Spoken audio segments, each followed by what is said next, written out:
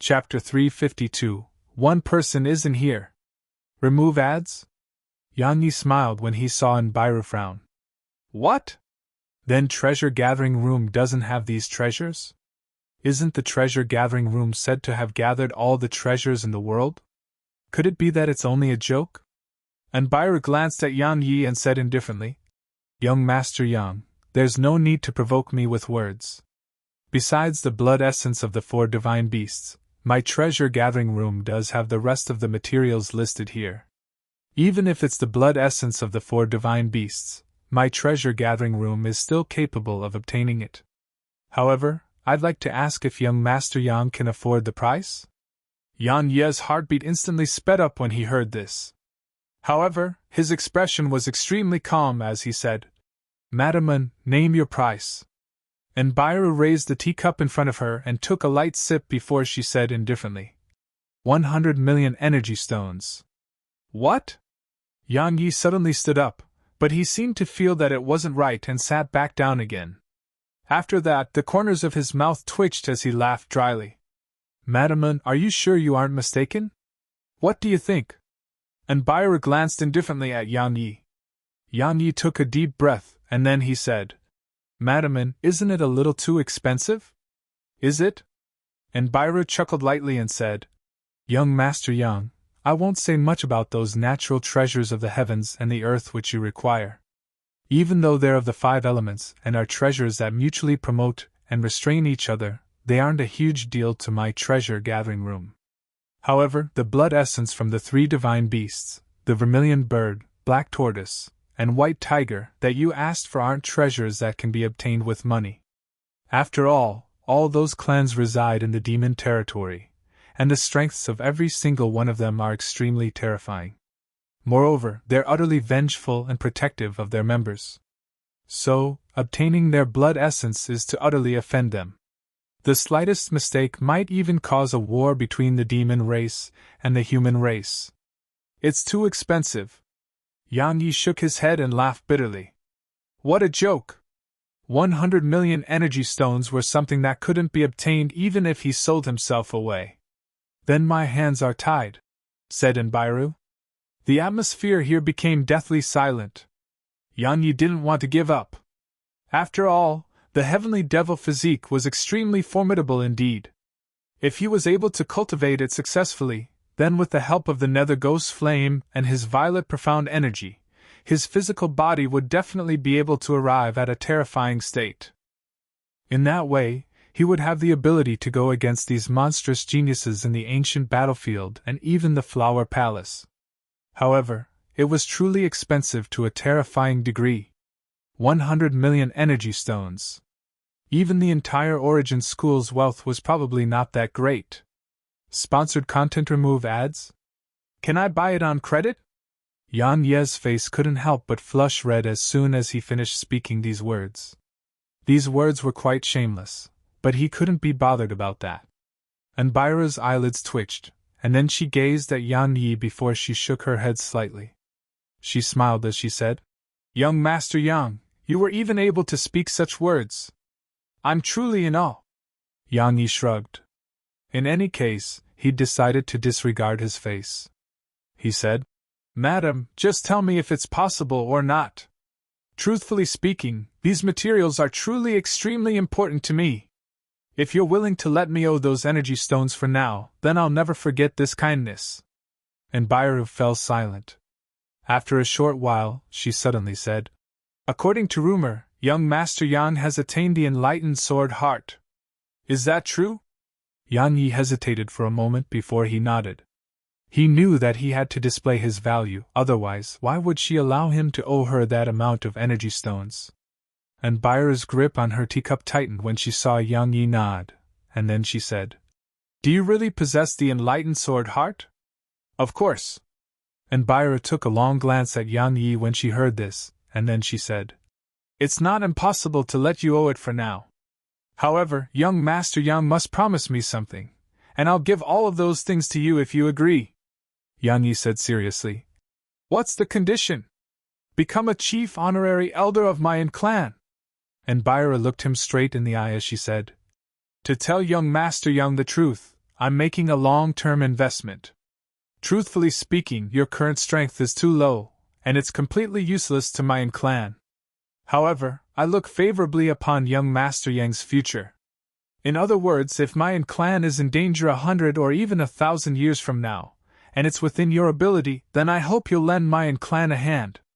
This investment of yours is extremely risky.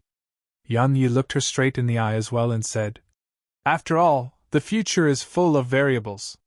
Once a variable appears, then Madam and might have wasted 100 million energy stones.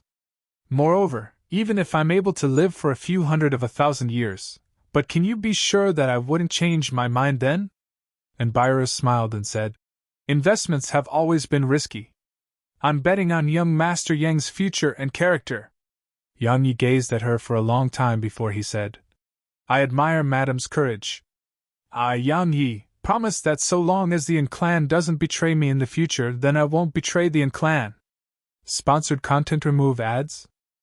And Byra glanced at Yang Yi, and then she passed Yang Yi's list to the middle-aged man by her side and said, Utilize all the resources of the clan to gather these materials as soon as possible. You can purchase those we can't find from the northern clan, and there's no need to worry about the price. Yes. The middle-aged man answered before he withdrew from the hall. Yang Yi said sincerely, Thank you. And Byra smiled and said, If you truly want to thank me, then sell all the talismans you craft in the future to my treasure-gathering room, all right? Yang Yi said with a smile. Of course. And Byra placed a spatial ring in front of Yang Yi and said, These are the energy stones for those 1,000 top-grade talismans. It isn't much, but it should be enough for young Master Yang. Thank you. Yang Yi spoke sincerely. Regardless of whether she was using him or not, it was he, Yang Yi, who was getting the benefits right now. Moreover, she was very frank. So, it could be said that it was a gamble and a trade, and it was one where she paid the bill first and had resolved everything he needed urgently. Thus, it could truly be considered as a form of kindness to him. And Byra nodded, and then she suddenly said, Right, do you know why the Hidden Dragon Pagoda still hasn't opened? Yang Yi frowned when he heard this, and then he shook his head. Truthfully speaking, it was something he was very puzzled about as well. Because he'd been at the ancient battlefield for a long time, but there had been no movement from the Hidden Dragon Pagoda. And Byra stood up slowly before she shot her gaze towards the horizon outside the door. Her eyes had a wisp of a solemn expression in them as she said, Because one person isn't here. What do you mean? Yang Yi was puzzled. The 1SD Martial God's Spear, Sky Split, is needed to open the Hidden Dragon Pagoda. Because the dragon vein beneath the Hidden Dragon Pagoda was sealed by the 1SD Martial God. In the past, the 9th rank sects and the other extraordinary powers would head to Martial God Mountain to borrow Sky Split. However, those powers didn't borrow it this time. And Byru spoke slowly. Why didn't they? Sponsored content remove ads? And Byru glanced at Yang Yi and said, Because Sky Split is about to have an owner. Yang Yi's expression became solemn when he heard this, and he said, You're saying the martial god is about to appear? And Byra nodded and said, The geniuses this year are much more numerous and terrifying than the past. It's a true battle between outstanding geniuses this time. I'm very curious if this generation's martial god will be able to trample on the corpses of those monstrous geniuses to ascend to the top of the Hidden Dragon Pagoda. When she spoke up to hear, and Byra paused for a moment and said, Young Master Yang, improve your strength as soon as possible. Because according to the information that I've obtained, that future martial god is already on the way to Martial God Mountain. If nothing unexpected occurs, then the Hidden Dragon Pagoda will be opened in 2 months at most. At that time, you'd truly be courting death if you tried to ascend the pagoda without formidable strength. Yang Yi nodded. Actually, even if he possessed 2 natural treasures now, he still felt that his current strength was slightly weak. Yes, while he was in the ancient battlefield that was full of geniuses, he had no sense of safety regardless of how many trump cards he possessed. This was also the reason why he'd acted so shamelessly and asked her to let him owe her those energy stones. Young Master Yang, just stay in the treasure-gathering room. It's extremely huge, and there are numerous places to cultivate at. You can be at ease because no one will disturb you while you cultivate here. I'll send over the materials you require in a while. Anbiru sat back down and spoke indifferently. She's telling me to leave. Yan Yi was sensible, so he stood up and cupped his fist to her while he said, Then I'll be troubling you. As soon as he finished speaking, Yan Yi walked out of the hall. When Yan Yi walked out of the hall, the figure of a woman that was like a shadow had suddenly appeared from behind where Yan Yi sat just now. Little Rue, was it worth it? Said the woman. It was. Anbiru had a calm expression, and her eyes were tranquil. Moreover, she spoke with a certain tone. And you've seen the information related to him. He's an extremely loyal person. Such a person can only be treated kindly and moved by way of favor. So long as Mayan clan doesn't betray him, then he will definitely not betray Mayan clan in the future. Are you that sure he'll become an extraordinary expert? Asked the woman. I'm not. Then why? But even if he has only 1/100th of a chance, it's still worth it for me to give it a try, isn't it? Anbiru said. If I lose the gamble, it would only be 100 million energy stones. But what if I won the bet? If I won, then our clan would be able to exist for 10,000 years. Even though he possesses the enlightened sword heart, he may not necessarily become another founding ancestor of the sword sect. The woman rebuked. Just the enlightened sword heart is already sufficient for us to make this bet, is it not? The woman fell silent. After a short while she said, Do you think he can stop a Nanjing?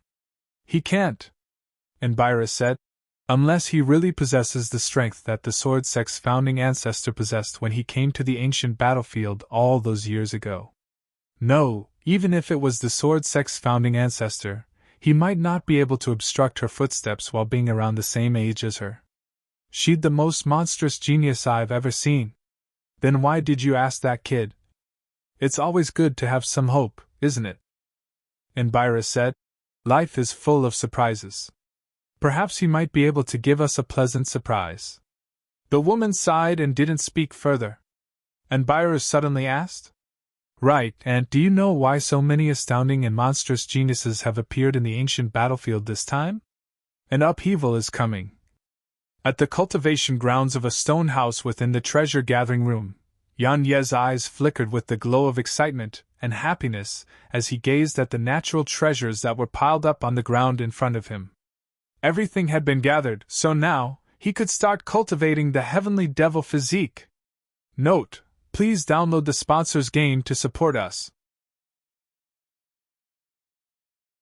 Chapter 353, A Nanjing. Remove ads? Yan Yi hadn't chosen to cultivate his physical body in the treasure-gathering room. He'd left ancient Domain City and arrived in the depths of a mountain range that was a few thousand kilometers away from the city. At a pool of water, Yan Yi utilized the Nether Ghost's flame to forcefully merge the blood essence of the 4 divine beasts, and then he tossed the merged blood essence into the pool. In an instant, the water within the entire pool had immediately turned shockingly red. After that, Yan Yi extracted the essence of the 5 natural herbs before pouring them all into the pool of water, causing strands of faint and refreshing fragrance to drift out from within the pool. After he finished doing all of that, Yan Yi took a deep breath, and then he flicked his finger, and the Nether Ghost flame appeared on his palm. It could be said that the Nether Ghost flame was the key, because it would be completely meaningless even if he just cultivated the heavenly devil physique to its highest level without the Nether Ghost flame. After all, Embark had already accomplished that. Actually, since the very beginning, he hadn't attached importance to the heavenly devil physique, and he'd attached importance to the methods of cultivation provided within this technique. Because it was exactly what he lacked. Otherwise, if he merely utilized the Nether Ghost's flame to simply temper his body, then the effects would be extremely limited. It could be said that he wasn't cultivating the heavenly devil physique. He was utilizing the techniques of cultivation within the heavenly devil physique to create a new technique of his own. With a flick of his finger, the Nether Ghost flame flew into the pool of water. In an instant, the entire pool of water had started to boil and transform into an ocean of fire. The water within the pool wasn't evaporated by the nether ghost flames because it was being controlled by Yang Yi, and the water within the pool started to seethe incessantly like lava instead. The wave of heat that swept towards Yang Yi caused his clothes to be instantly transformed into ash, while the intense burning feeling he felt caused Yang Yi's brows to knit together. However, he didn't hesitate at all before he leaped into the pool of water. "What a familiar feeling," said Yang Yi as he entered the ocean of fire. This was much better than any other time in the past. After all, his current physical body was incomparable to when he just tempered his body for the first time. Moreover, his body had a certain level of resistance towards the nether ghost flame after being tempered by it on numerous occasions. So, the tempering he experienced this time was much easier when compared to the past. According to the description of the heavenly devil physique, he had to absorb the energy contained within the 5 natural herbs and blood essence of the 4 divine beasts, and he was only barely able to attain the 1st level of the heavenly devil physique by fully refining and absorbing them. However, Yang Yi didn't act entirely according to this method. He mainly absorbed the blood essence, and he utilized the natural herbs to nourish and repair his body. After all, the blood essence contained extremely violent energy, and coupled with the ceaseless burning of the nether ghost flame, even the ceaseless repair provided by his violet profound energy was insufficient to repair his body. So, he utilized those natural herbs to assist in this. Sponsored content. Remove ads? After all, his physical body required constant stimulation. The greater the stimulation it received, the stronger his physical body would be. Even though this was like inflicting self-torture, it was needless to say that this method was extremely effective. Presently, Yang Yi had to absorb, refine, and stimulate over and over again. Actually, it was just Yang Yi who was cultivating painstakingly in the ancient battlefield. There were numerous other monstrous geniuses who were doing the same. All of these monstrous geniuses had huge ambitions. Yes, their ambition was naturally to be the ones on the hidden dragon rankings. What did the ones represent? It represented the strongest amongst the younger generation on Profounder Continent. It represented being remembered forever in the history of the continent. It represented receiving the karmic luck and protection of the heavens. It represented, in short, no matter if its reputation or authority, one would possess both upon obtaining the first. Moreover, all of them were geniuses, so how could they be willing to submit before their peers? The 9th hell, the nether god's tomb. Emoka sat cross-legged on the ground with his eyes closed slightly. Strands of devil energy seeped out incessantly from his body and ceaselessly corroded the pitch-black spear in front of him. This spear was exactly the nether god's spear. That day, he pursued the evil lord for a few thousand kilometers with Hun Yu, and the evil lord had taken the initiative to hand the spear over because he wasn't a match for them. Of course, they definitely fought for a while. In short, no matter what, the nether god's spear had fallen into Emoka's hands. After he obtained it, he'd come to the tomb with Hun Yu, and he'd started to refine it. However, this process of refinement had actually gone on for almost 2 months. As his devil energy ceaselessly corroded the spear, it started to tremble violently as if it intended to charge free from the layer of devil energy. Suddenly, Emoka opened his eyes and stretched his right hand forward before he grabbed tightly onto the spear. However, the spear started trembling even more violently. Even with the strength that Emoka possessed, the spear was actually on the verge of struggling free from his grasp. Emoka grunted coldly, and then a strand of devil energy surged like a torrent into the nether god's spear. Sponsored content. Remove ads? After around 15 minutes, the spear finally calmed down. Congratulations! Right at this moment, Hun Yu suddenly appeared behind Emoka and he said, "You've finally obtained its acknowledgement after such a long period of refinement." Emoka grunted coldly and said, "Unfortunately, that fellow, evil lord, was able to escape. If it wasn't for him, I would have been done a long time ago. He won't be able to escape. Because he'll have to ascend the hidden dragon pagoda in the end, right?" said Hun Yu. Emoka nodded and said, "You've succeeded in obtaining the nether god's inheritance?" "Of course." A wisp of a solemn expression flashed in Emoka's eyes when he heard this. because even he had to fear Hun Yu, who'd obtained the Nether God's inheritance. As if he knew what Emoka was thinking, Hun Yu said, "Our true enemies are the humans. At the very least, we're allies until all the human profounders are annihilated, right?" Emoka nodded. Right at this moment, a youth from the devil race had suddenly appeared here. He arrived in front of Emoka before he knelt on the ground with a thump, and he spoke with blood-red eyes.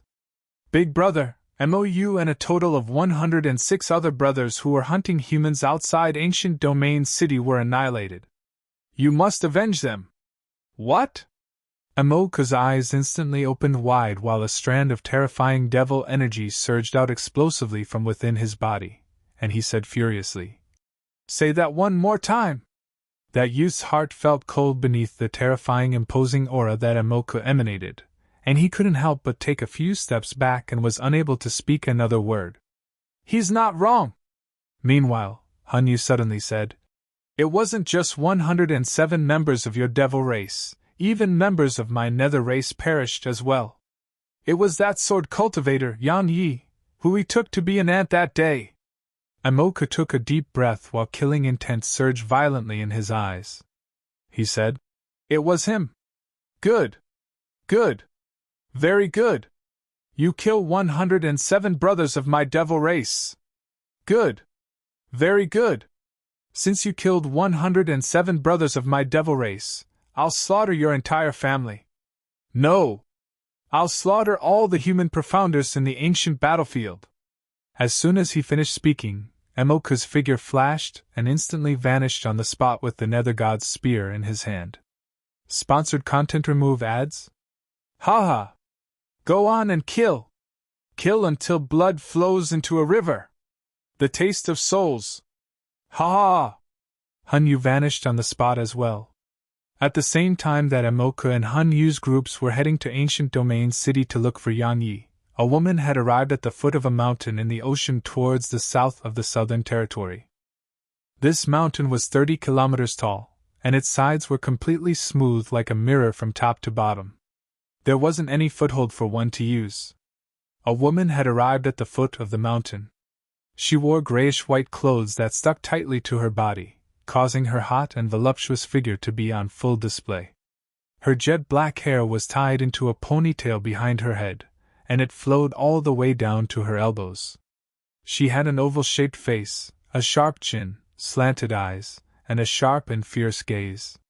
Even though her appearance wasn't peerlessly beautiful, she had a unique bearing that was attractive on its own.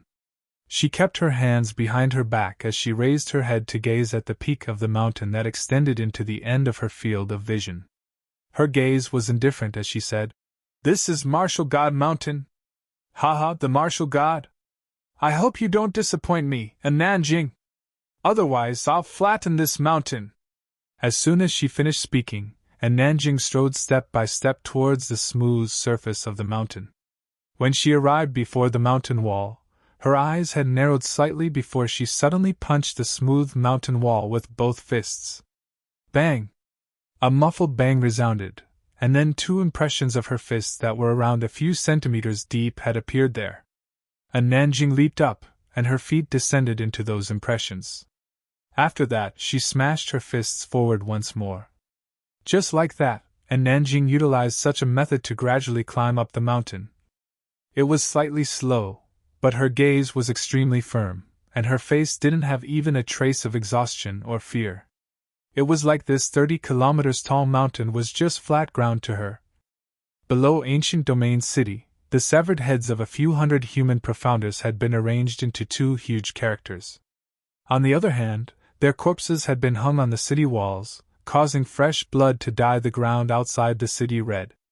Emoka held the Nether God's spear in his hand while he stood proudly below the city, and the spear had already transformed from its original pitch-black color into scarlet red right now. Countless human profounders were looking at this with astonishment from atop the city, and their eyes were filled with extreme terror as they gazed at Emoka, who was like a god of slaughter. "Yan Yi, if you don't show yourself, then I'll kill 100 human profounders every single day until all the human profounders in the ancient battlefield are annihilated." Emoka's voice was like a resounding bell that swept over from afar. Right at this moment, a few dozen human profounders were brought over to Emoka. Yang Yi, will you show yourself or not? Emoka shouted in a serious voice.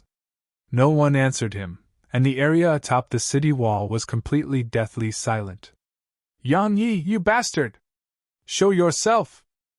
You had the ability to kill the members of the Devil race and Nether race, so don't you have the ability to stand up for what you did? Ah! Emoka, it was Yang Yi who wronged you, not us.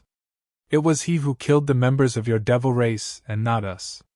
Go look for Yang Yi if you have the ability. What's the point of killing us? Ha ha! All of you spineless bastards. Isn't it just death? I fucking admire Yang Yi. There are tens of thousands of us, but we're actually being hunted and killed by less than 100 profounders from the Devil race. What a fucking humiliation! Only Yang Yi fared to lead a group to go against them, and he even killed over 100 fellows from the Devil race. Do you know how fucking delighted I was when I heard the news? Unfortunately, I don't have the chance to meet him. You idiot! If you want to die, then die yourself. I don't want to die. Boss Mazurika, so long as you let me live, I'm willing to join the Devil race, I'm willing. However, Emoka didn't even spare a glance at these profounders. He merely remained silent for 10 breaths of time before he raised his left hand, and then suddenly waved it down as he said, "Kill them all." What was Yang Yi doing at this moment? Note: please download the sponsor's game to support us. Chapter 354, Sword Domain. Sword Emperor. Remove ads? 1 month later. Yang Yi was seated cross-legged on a mountain with his eyes closed, and a sword was floating in front of him. Yang Yi hadn't chosen to temper his body every single day throughout this month. He chose to temper his body in the morning, and then cultivate sword techniques and comprehend the sword Dao through the afternoon and night. After all, the sword was his foundation, and his physical body was only supplementary. So, he naturally has to differentiate them well. Since he possessed the enlightened sword heart, he definitely had an enormous advantage when comprehending the sword Dao, because he was able to quickly enter an empty state. His life had always been a constant alternation between being busy and slaughter. He'd never sat down and meditated like he was doing right now. Yes, since he was born, he'd been constantly busy. At a young age, he was busy trying to survive and make a livelihood. When he was older, he was busy for the sake of cultivating and for his loved ones. Now, it was for the future of his loved ones. He'd truly been too busy throughout these 20 years of time, and he was busy to the point of never being able to have a calm moment to himself. The moon can only be truly reflected on a clear pool, while clarity can only be attained through calmness. Calmness allows the voice of the heart to be heard. It purifies the heart and reveals the truth of all things, allowing one to see through everything just like a god. Even vitality and difficulty would be clearly revealed. The strength to take on a burden is akin to responsibility, while the contrary is powerlessness. Knowing when to let go is the key to the grand Tao, while the contrary is going astray. The enlightened sword heart comes from the clarity of the heart and the comprehension of the mind. Opening it, acknowledging it, and immersing myself within it would make the Tao naturally appear by my side. When he thought up to here, Yang Yi suddenly opened his eyes, and his eyes were completely clear. He gazed at the sword that floated in front of him as he said lightly, "Shatter!" As soon as he spoke, the sword shattered with a light bang, and it was transformed into countless pieces. However, right at this moment, Yang Yi spoke lightly once more. "Join!" A shocking scene appeared. The sword that had originally been shattered into countless pieces had swiftly converged together and recovered to its previous state. Yang Yi took a deep breath, and then he slowly clenched his right fist. "Shatter! Remove ads?" As soon as he spoke, everything in an area of 30 m around Yang Yi seemed like glass that had suffered a heavy blow. Bang! A light bang resounded as they exploded into pieces, and only a few breaths of time had passed when the area around Yang Yi was covered in fine sand. Yang Yi flicked his finger, and the nether ghost flame flashed onto his palm. After that, he flicked his finger again, and it instantly swept out explosively. In an instant, it transformed into an ocean of fire that covered the surroundings.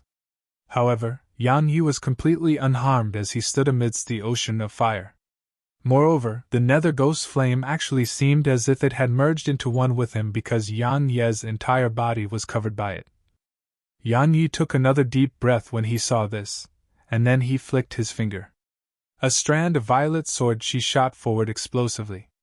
However, right when it was about to exceed a distance of 30 m, Yan Yi had said in a light voice, "Stop!"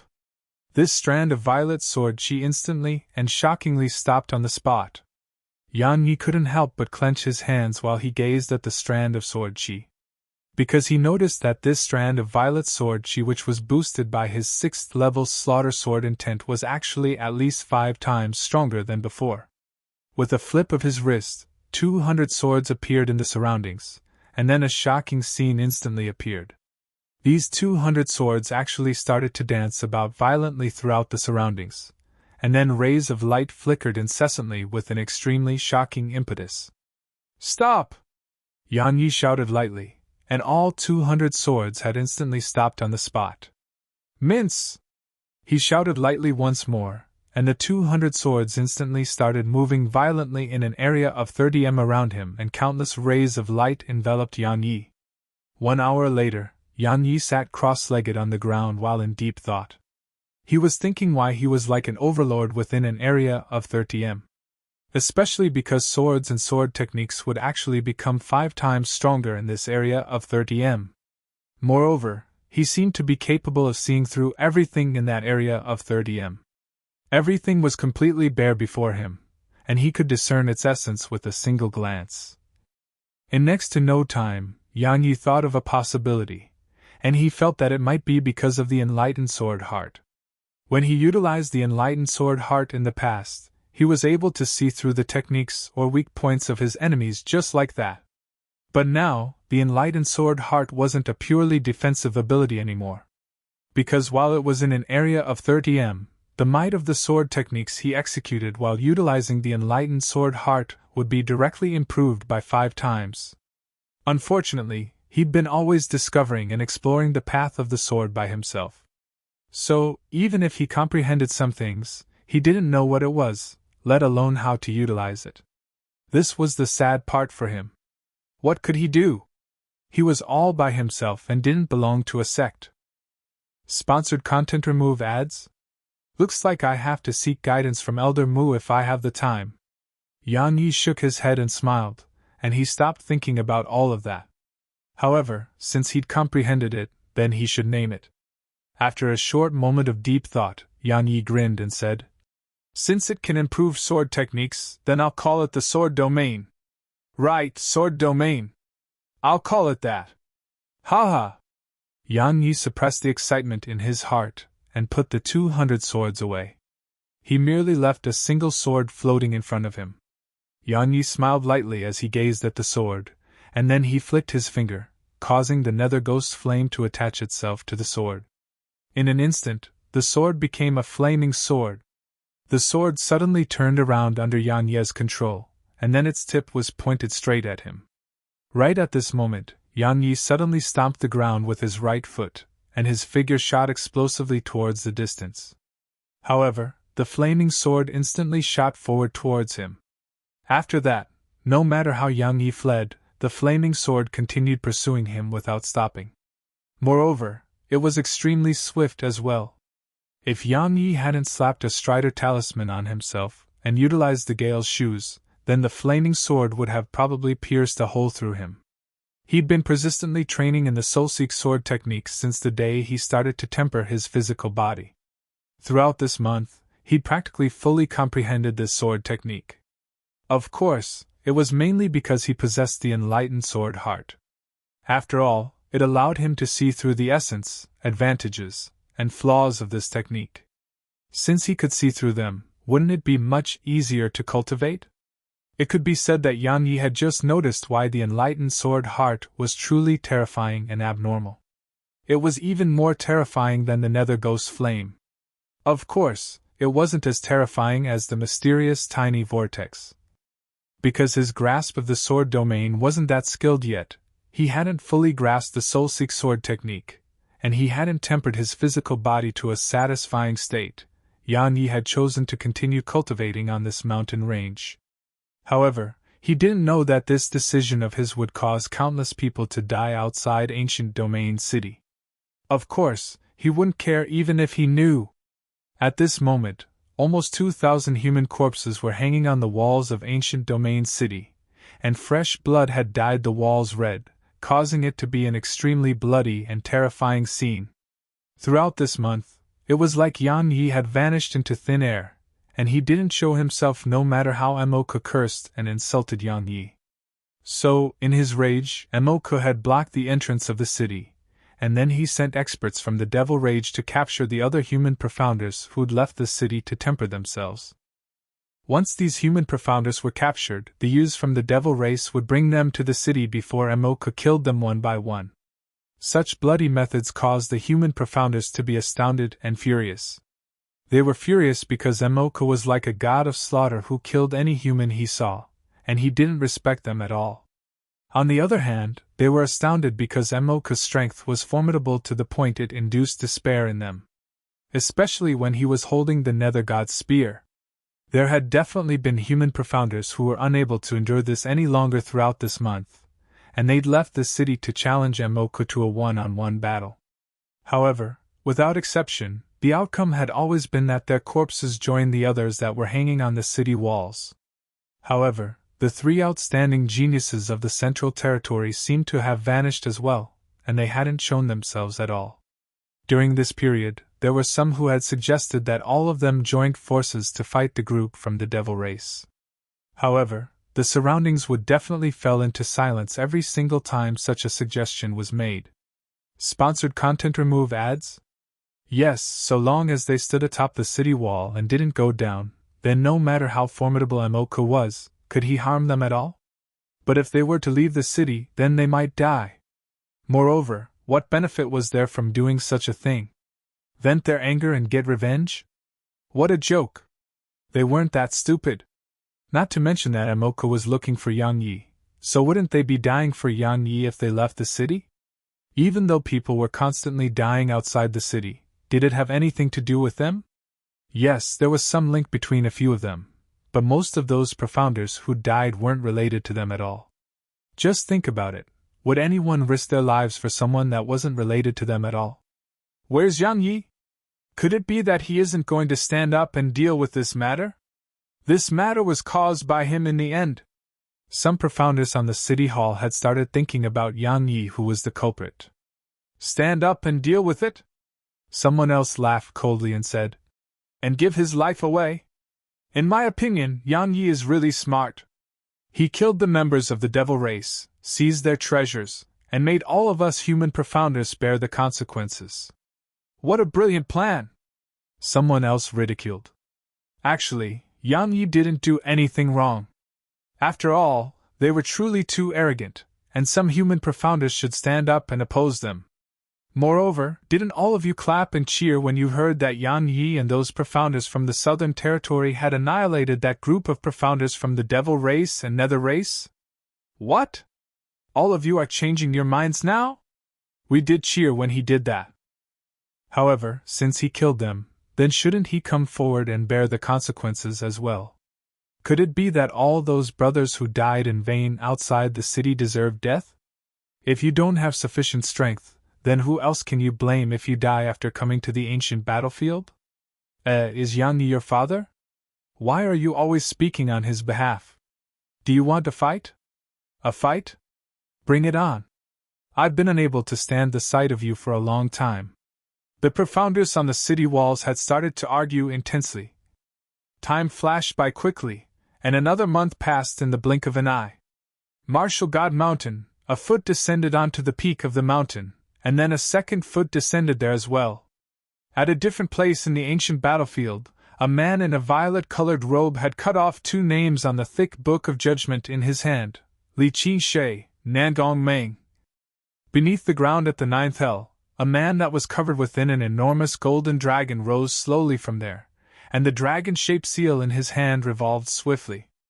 Suddenly, the man said, Yang Yi, I have to thank you properly. If it wasn't for you, the mortal Emperor Seal wouldn't have acknowledged me as its master. Haha. I'll come to thank you right now. At the peak of another mountain, a one-armed woman knelt on the ground, and a pitch-black ancient sheet floated silently in front of her. What's the sword? A voice suddenly appeared. Life. What's the sword? The voice resounded once more. Soul. What's the sword? My everything. Silence covered the surroundings. After a short while, the voice sighed faintly. Never mind, 8th level sword intent and 8th level wind intent. Even though you don't possess the enlightened sword heart, you're still an extraordinary genius in the sword Tao.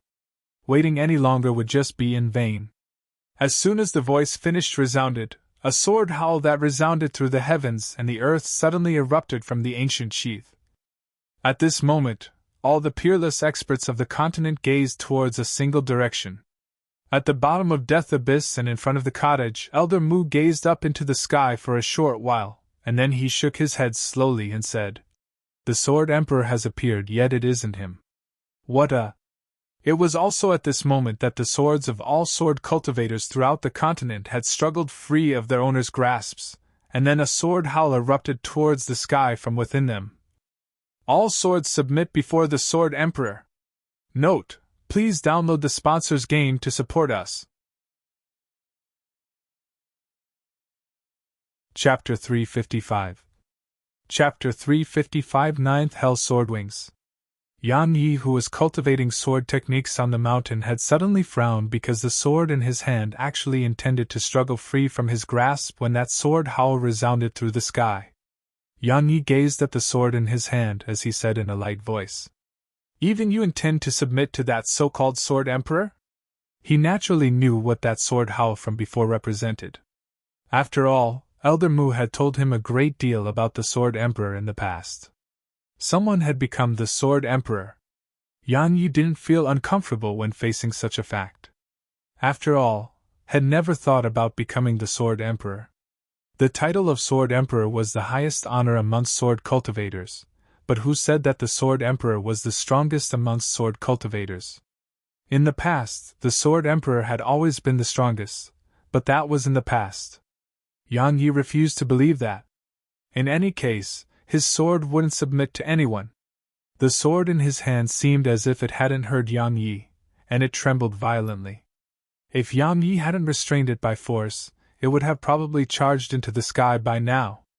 Yan Yi exerted a little strength, and a bang resounded lightly as the sword was instantly transformed into countless pieces. Yan Yi raised his head and looked towards the horizon before he chuckled lightly. Interesting. Just a sword howl actually made my sword not hesitate to betray me. The Sword Emperor. Am filled with anticipation. As soon as he finished speaking, Yan Yi slowly withdrew the smile on his face, and then he flicked his finger. A pair of enormous dark wings that were formed from countless fine tornadoes had appeared on his back. When this pair of dark wings appeared behind him, a gale of violet wind appeared out of thin air while waves of wind swept out incessantly from Yan Yi's legs, causing the surroundings to be transformed into a mess. This pair of enormous dark wings were naturally formed from the ninth hell cold gale. In the past 2 months, Yan Yi had been constantly thinking about the effects of the ninth hell cold gale, and he felt that it was a huge waste if he used it merely for offense. After all, he had the Nether Ghost Flame to take care of that. Moreover, the ninth hell cold gale was only extremely lethal towards the soul, and its damage towards the body wasn't as terrifying as the Nether Ghost Flame. Moreover, the consumption of his profound energy from every usage of it was extremely enormous, so had given up on utilizing it for offense. After a period of research and testing, had finally discovered another effect of the ninth hell cold gale, and it was the ninth hell cold gale's ability to increase his speed. Because the ninth hell cold gale could control the speed of the wind.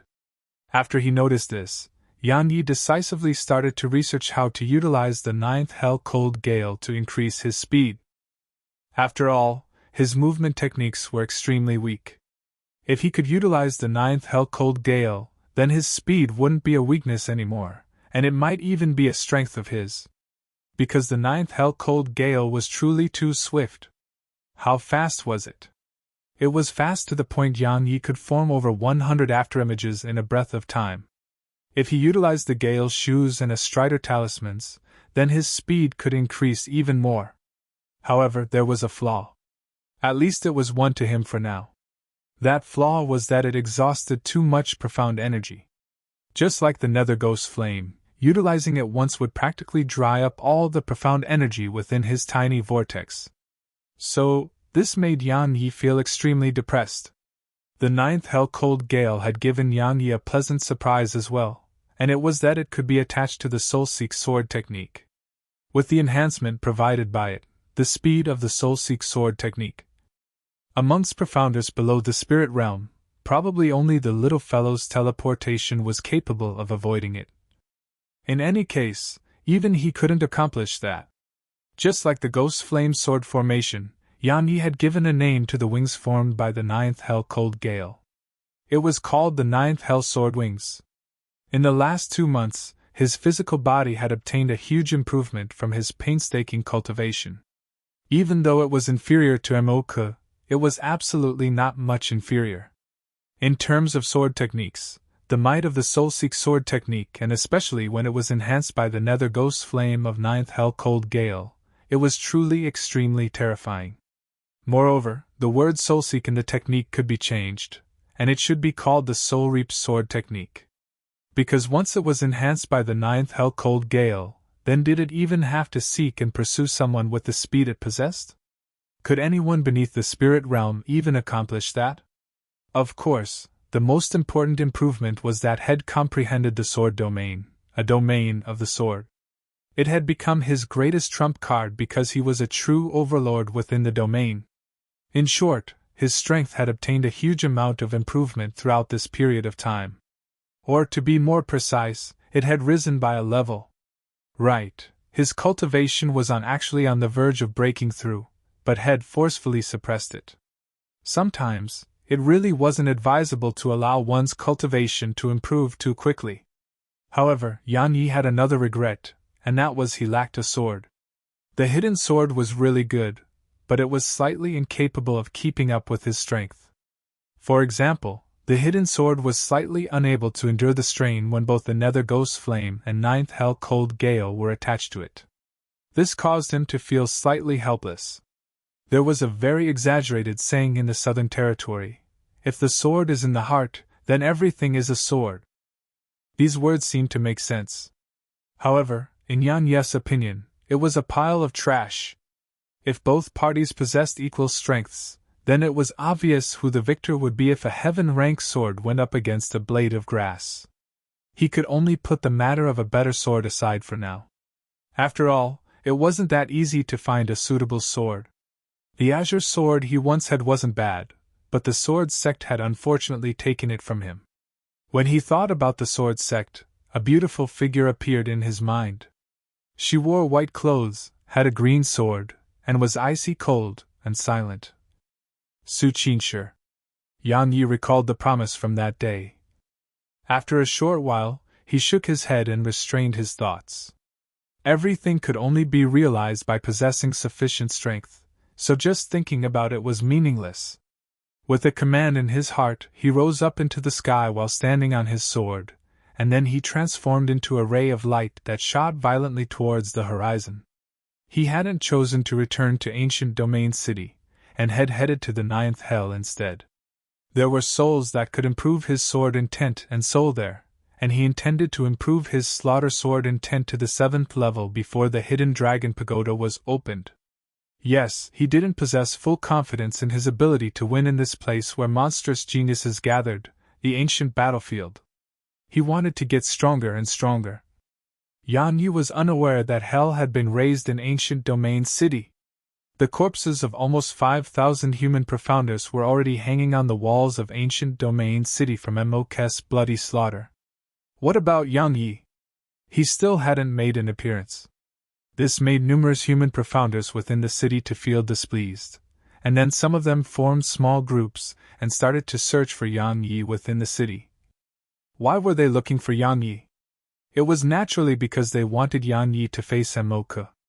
As for whether it was right or wrong, they naturally didn't think too much about it. They merely knew that Yan Yi had infuriated Emoka, and then Emoka started to slaughter the human profounders, causing them to be unable to leave the city. Since they couldn't leave the city, they couldn't temper themselves. However, some profounders hadn't joined these groups. For example, some of the profounders from the Southern Territory, because they were clearly aware of what sort of person Yan Yi was. When he went berserk, he was absolutely not inferior to Emoka at all. Look for him? Actually, that was no different than courting death. However, they felt resentment towards Yan Yi as well because Yan Yi had caused them to be practically isolated from the other human profounders. It was even to the extent that some had suggested to toss them down the city wall to calm Emoka's rage. Of course, it was absolutely impossible to accomplish if there wasn't anyone with strength and prestige to take the lead. Moreover, not a single one of the three outstanding geniuses of the Central Territory had made an appearance. On this day, a man that wore a violet robe appeared below the city. All the profounders on the city wall instantly shook their heads upon catching sight of him, and their eyes were filled with pity and ridicule. Isn't he courting death by coming to the city by himself at such a time? Under the gazes of a few hundred profounders of the devil race, the violet-robed man walked slowly towards ancient domain city, and he didn't even spare a glance at those profounders from the devil race. One of the profounders from the devil race intended to attack when he saw the violet-robed man acting in such an arrogant manner. However, he was stopped by Emoka. Right at this moment, the violet-robed man suddenly stopped moving, and then he turned to gaze at Emoka before he said, "The number one genius of the devil race. Even the nether god's spear was subdued by you. Not bad, you didn't disappoint me. I hope you'll become stronger and stronger." As soon as he finished speaking, the violet-robed man chuckled lightly and turned around before he started walking towards the heaven entrance. He actually intends to pass through the heaven entrance, and he's actually doing it in front of all the members of the devil race. Who exactly is he? How courageous! When has such a genius appeared amongst us human profounders? He really is arrogant. And this really feels good. Those fellows from the devil race actually don't dare to act against him. Who exactly is he? Could he be the martial god of our human race? As he watched the violet-robed man walk slowly towards the heaven entrance, a youth from the devil race who stood by Emoka's side had grunted coldly and said, "Big brother, why aren't we killing him? Why are we letting him act so arrogantly?" "Because he isn't human," Emoka said in a low voice. "Since he isn't human, then there's no need to kill him. Even though I'm very annoyed by him as well, there's really no need to make enemies of everyone." That youth cried out involuntarily. "He isn't human?" He concealed it very well. If I didn't have the... When he spoke up to hear, Emoka paused for a moment and said, "In short, he doesn't have the aura of a human. All right, let's ignore him. Have the brothers within the city found Yan Yi's whereabouts?" The youth shook his head slowly and said, "They haven't. Some saw him show himself at the treasure-gathering room. However, he seems to have vanished into thin air after leaving the treasure-gathering room. I've utilized all our forces, but we've still been unable to obtain any information about it. Could it be that it's really as those human profounders have said, and he has gone into hiding because he's afraid of us?" Emoka shook his head and said, "He's a sword cultivator, and he's such a formidable sword cultivator as well. So, he wouldn't be afraid of us. As for why he hasn't shown himself, even I don't know the answer to that. However, we don't have to bother about that. Since he refuses to show himself, then we'll continue killing until he does. The blood of the brothers from my devil race can't be allowed to flow for nothing. It must be avenged with the blood of all the human profounders. Yes." Meanwhile, the violet-robed man had arrived in front of the heaven entrance, and he didn't hesitate to step into it. A ray of green light instantly flashed into appearance, and arrived in front of him. With a flick of his finger, a strand of death energy that was fine like a snake had shot forward, and it collided with the ray of green light. Bang! The two of them instantly dispersed in midair. Swish! Another ray of green light flashed into appearance. The violet-robed man didn't dodge. He clenched his right fist tightly while threads of violet electricity flickered incessantly on his fist, and then he shouted loudly as he smashed his fist towards the ray of green light. Bang! An explosion resounded, and then the ray of light dispersed. Swish! Another ray of green light flashed into appearance. However, the violet-robed man had suddenly appeared in front of the ray of light at the exact instant that it appeared. After that, he swiftly stretched his right hand forward and grabbed. A claw that was comparable to an enormous dragon had suddenly appeared here, and then the ray of light was directly grabbed by the claw before it was suddenly clenched. Bang! The ray of light dispersed, and then a white-haired old man appeared before the violet-robed man. The white-haired man spoke in a low voice. I never expected that even one of your race has come here. The violet-robed man grinned lightly, and then he bowed slightly to the white-haired old man before he strode into Ancient Domain City. Chapter 356. Chapter 356. You're looking for me? The violet-robed man was naturally Luo Shui. His formidable display had definitely given the human profounders a boost of confidence because the humans didn't even a single expert who could go against Embark throughout this period of time. They'd been utterly humiliated by Embark's group, but they were helpless against it, and it made them feel truly aggrieved throughout this period. Now, a human expert had finally made an appearance. Right when they were filled with anticipation that this human expert would fight Embark, that human expert had just glanced indifferently at all the human profounders on the city wall before he shook his head and said, Humans are still so useless. They really are a race that's just a waste of resources. Luo Shui's voice seemed to have been intentionally spread, and it was heard clearly by all the profounders in the surroundings. After that, their expressions instantly became colorful. Martial God Mountain. And Nanjing stood proudly within a hall, and there were 23 statues standing around her. These 23 statues were the 23 martial gods throughout the history of Profounder Continent. Every single one of them was a peerless expert who commanded great strength and authority, and besides that martial god who was from the same generation as the Sword Sect's founding ancestor, every single one of them was an extraordinarily monstrous genius who crushed all the other profounders of the same generation. It could be said that these experts represented the most formidable and strongest experts throughout the history of Profounder Continent. Of course, most importantly, these statues represented the inheritances of 23 martial gods. After all, there was something unique about every single martial god, and it could be said that possessing the inheritance of any one of them would be sufficient for one to reign supreme over the world. Of course, the precondition was that one possessed the qualifications and strength to receive their inheritances. Nanjing swept the statues with her gaze, and then her gaze descended onto the statue that was right at the front of all the other statues in the hall. It was the statue that represented the once-generation martial god. Right at this moment, a practically ethereal middle-aged man suddenly floated out from within that statue. The middle-aged man wore a plain robe and had an extremely ordinary appearance. Only his eyes seemed to be like a boundless starry sky that was deep and vast, and he emanated an aura of mysteriousness and unfathomableness. A wisp of a gentle smile appeared on the corners of his mouth while he gazed at Nanjing, and then he said, Little girl, I've been paying attention to you since you started ascending Martial God Mountain. You're really not bad. Since your gaze descended onto me, you intend to choose to inherit my inheritance? And Nanjing looked the middle-aged man in the eye and said, I mainly came here to tell you something and not to inherit the title of martial god. Oh? The middle-aged man's smile grew wider as he said, Interesting. I'm really curious about that. Please do tell. And Nanjing said, In the end, inheritances are things that belong to others, and it doesn't belong to me. I and Nanjing don't need things that belong to others. I came to see you because I merely intended to tell you that I can rely on myself to attain the title of martial god just like you did. You'll become the strongest expert beneath this starry sky. As soon as she finished speaking, and Nanjing turned around and walked towards the exit without the slightest hesitation.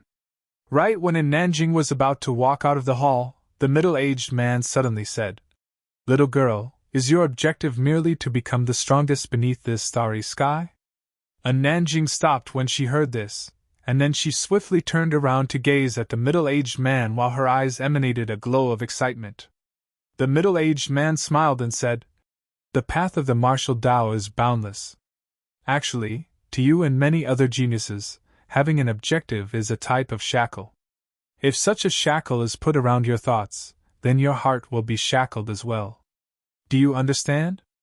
After a short moment of deep thought, Nanjing bowed to the middle-aged man and said, "Thank you for the guidance. From this moment onward I, and Nanjing, have no objective.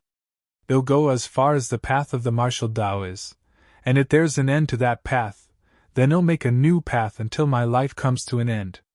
A wisp of praise flashed in his eyes as he said, "You're really not bad. You possess the heart of the strong at such a young age, and you've even comprehended 6 types of intents. Most importantly, you've even fused them together into a completely new intent, an intent that belongs solely to you. You're much more outstanding than I was all those years ago. In the last tens of thousands of years, only the unfettered one from all those years ago can compare to you in terms of natural talent." And Nanjing nodded and calmly accepted his praise before she said, "Senior, you know the sword sect's founding ancestor?" "Of course." The middle-aged man nodded and said, "He came here as well all those years ago.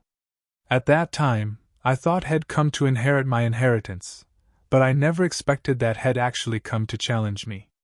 "Challenge you?" The middle-aged man smiled and said, "He was just like you. He disdained to take the path of another, and he felt even more disdain to obtain the strength and experiences of another. He wanted to take a path of his own. The objective he had for challenging me was merely to perfect his sword Tao. As for what happened after that, you should be aware of it." And Nanjing remained silent for a short while before she said, "Senior, both you and the sword sect's founding ancestor are existences with extraordinary strength. I'd like to know if all of you've perished?"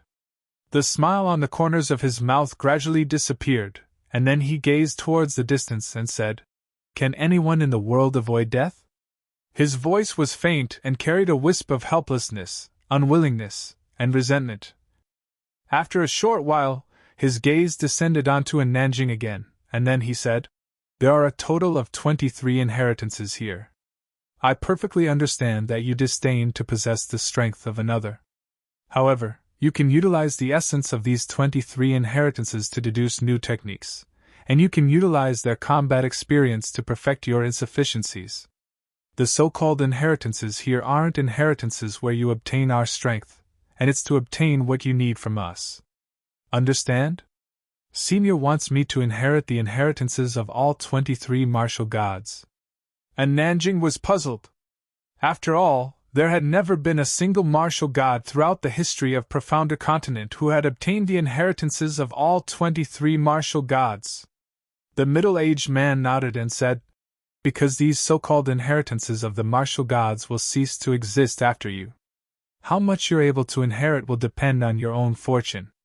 As soon as he finished speaking, another 22 phantoms appeared here. At the 9th hell, Yan Yi was capturing the souls here like a madman, and then he consumed them and started hunting again. In the period of a few days he felt that his slaughter sword intent had arrived at its peak, and he merely needed a critical factor in order to step foot into the 7th level of slaughter sword intent. After he devoured one of the souls, Yan Yi was about to continue searching for more. However, right at this moment, a black shadow suddenly appeared behind Yan Yi, and that shadow bowed to Yan Yi and said, "Sword Master, I've finally found you." Yan Yi turned around to look at this person. He knew this person as Lu Xian. Lu Xian's strength was merely inferior to Ling Jun and Ling Yin, and had been sent to keep an eye on the movement of those monstrous geniuses in the ancient battlefield. "Do you need something?" said Yang Yi. Lu Xian nodded and said, "Sword Master, a major incident occurred in ancient Domain City lately." After that, Lu Xian slowly explained what Emoku had been doing outside ancient Domain City. After a short while, Yan Yi nodded and said, "All right, I understand. You can leave. Lu Xian was stunned when he heard this, and then he said, Sword Master, could it be that you're going to allow Emoku to continue acting arrogantly? Of course, I have no intention of putting any blame on you. It's just that Emoku and those fellows from the devil race are truly too arrogant, and they even boasted about killing you. So, Yang Yi shook his head and said, I'm not refusing to go there because I'm afraid of Emoku. It's because it isn't necessary. I'm not that free. As for their actions of killing human profounders, that isn't related to me at all. Who can they blame for being killed because they are weak? As for the opinion of those other human profounders, there's no need to pay attention to them at all. If they truly infuriate me, then not to mention Emoku, I'll even annihilate them myself. Lu Xian's heart turned cold. Now, he finally remembered what sort of person this sword master of his was. This was a person that killed without batting an eyelid. That day, this sword master of his had even killed a few of his companions from the League of Doom because of their differing opinion. Lu Xian shook his head and bowed to Yang Yi. After that, he hesitated for a moment and said, Sword Master, Emoku seems to have found those profounders from the Southern Territory who killed those fellows from the devil race with you. He has mobilized his forces in Ancient Domain City and started to act against them. Even though it's impossible to attack and kill within the city, but it's extremely easy for them to torture these profounders from the Southern Territory.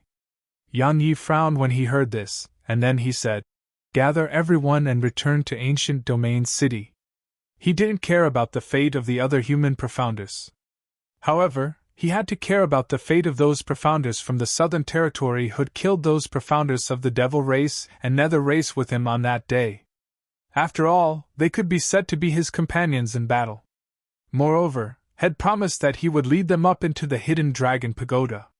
Even though he was no gentleman, he was still responsible for the words had spoken. He wasn't afraid of Emoku, but he wouldn't underestimate Emoku and the profounders of the devil race as well. So, he was prepared to utilize this group of assassins that were under his command.